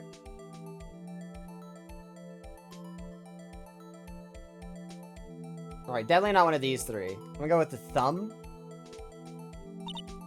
Okay, now it's time to check for prints. Let me show you how it's done. I'm starting to get that sparkle in her eyes. First, we sprinkle the aluminum powder around. Huh? How do you do that? Enter, see? Ah, looks like that did the trick. The aluminum powder adheres completely to the print.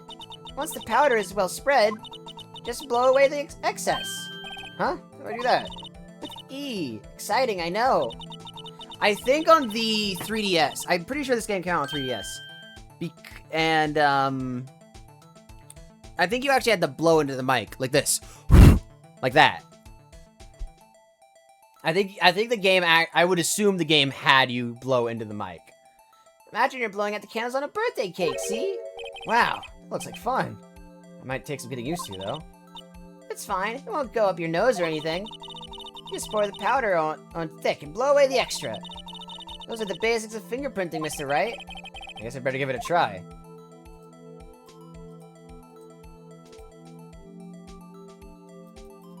Okay.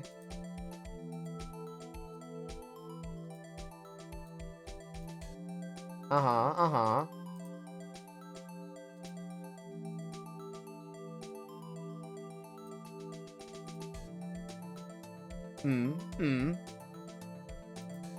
How much of this shit do I gotta put on here?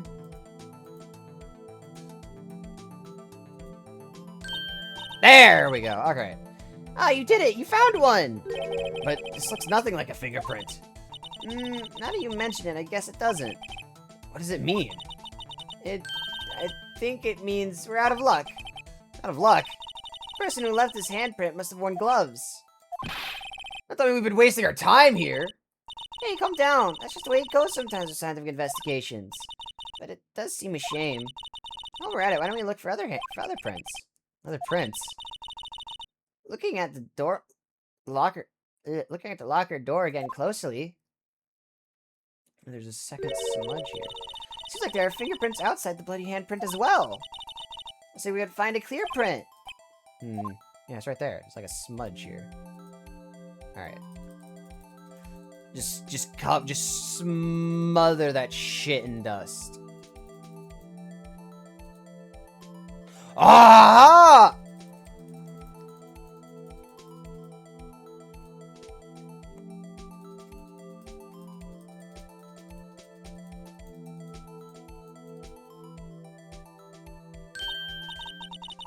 Yes, sir. Yay, a print so clear it's dazzling. Dazzling? Anyway, this print took a lot of effort to find. Let's match it up right away. So we're not done yet. This is quite a process. There's no point in finding a fingerprint and not knowing who the owner is, right? I guess she's right. Look at the fingerprint data we got from Mr. Edgeworth, and point out the person you think left these prints. Huh? How am I supposed to know who it was? I could make a pretty good guess. The bloody handprint and the fingerprints are in different places, right? That means the prints probably don't have anything to do with our case. So whose fingerprints would we most likely find on this evidence locker? No. No. No. Oh yeah, this is his locker.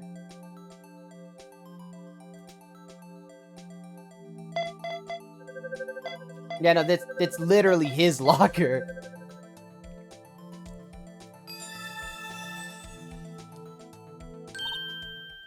Aha!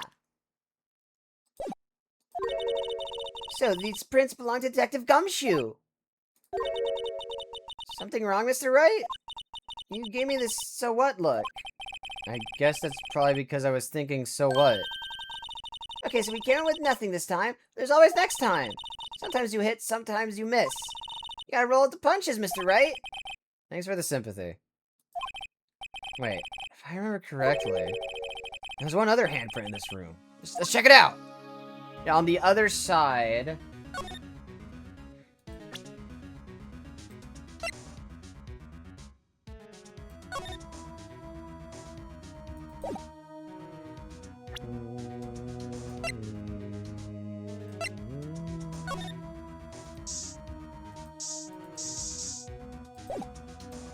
Let's examine.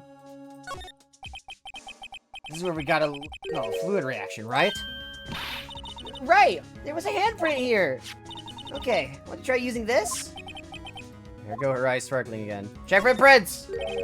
No. Okay, let's check for prints. That's the spirit! Oh, but I have to warn you about something first. What? The area with the blood was wiped away, right? We only ended up finding it because using chemical means. Any prints in that area will have been wiped away too. Oh, right.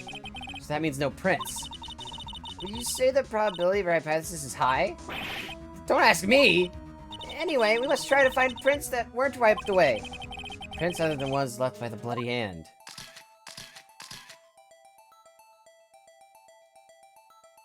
No? Oh? It's here. Just stack it. Just stack it. Like you're just laying out nose candy. Also known as cocaine.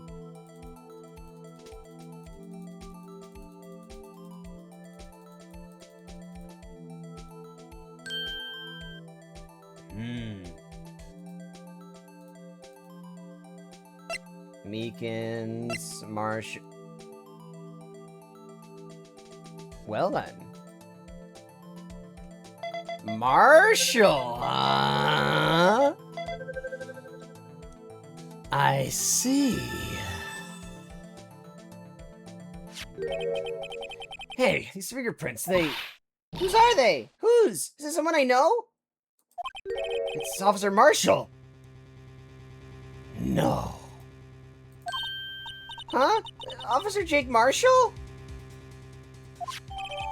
Marshall's fingerprints added to court record. That's gotta be a coincidence. He's not involved in the crime. Emma, this is decidedly different from Detective Gumshoe's prints. The luminol reaction, the blood and the fingerprints are in the same place. Oh. So we have Jake Marshall's fingerprints on a white bloodstain. Shit. But why would Officer Marshall... Looks like our investigation is finally turning up some results. I guess this is what you'd call decisive evidence. I don't believe it. Shit. And there's the checkpoint. Yippee!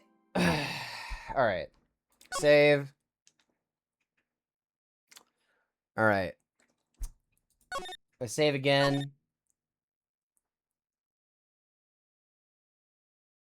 Save again. Alright, and then stop. So, oh, that's the wrong button. So, my voice is very fucking tired.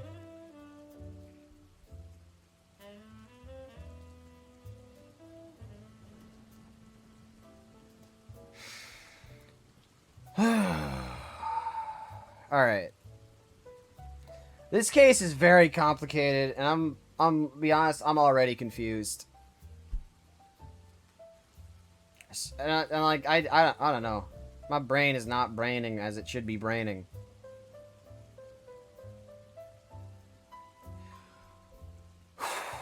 Alright. So...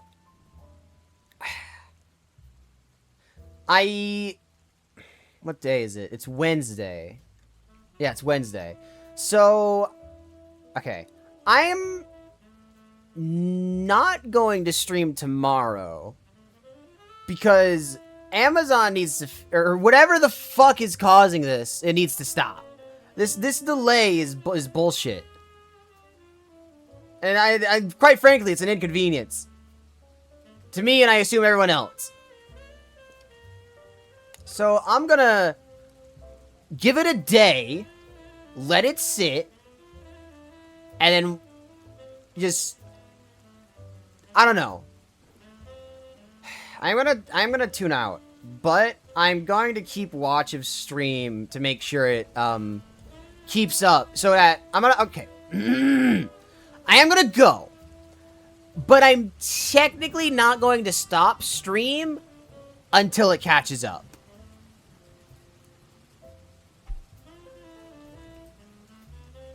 Just gotta make sure this shite works. It doesn't work, is the thing. It doesn't. And I haven't the faintest idea why. So I'm just gonna stay put right here. And I'm gonna wait for stream to catch up. And then I'm gonna actually turn the stream off. So... Fucking laters, I guess. I need someone to fix this delay bullshit. Bazinga. I don't fucking know. I'm tired. Fuck off.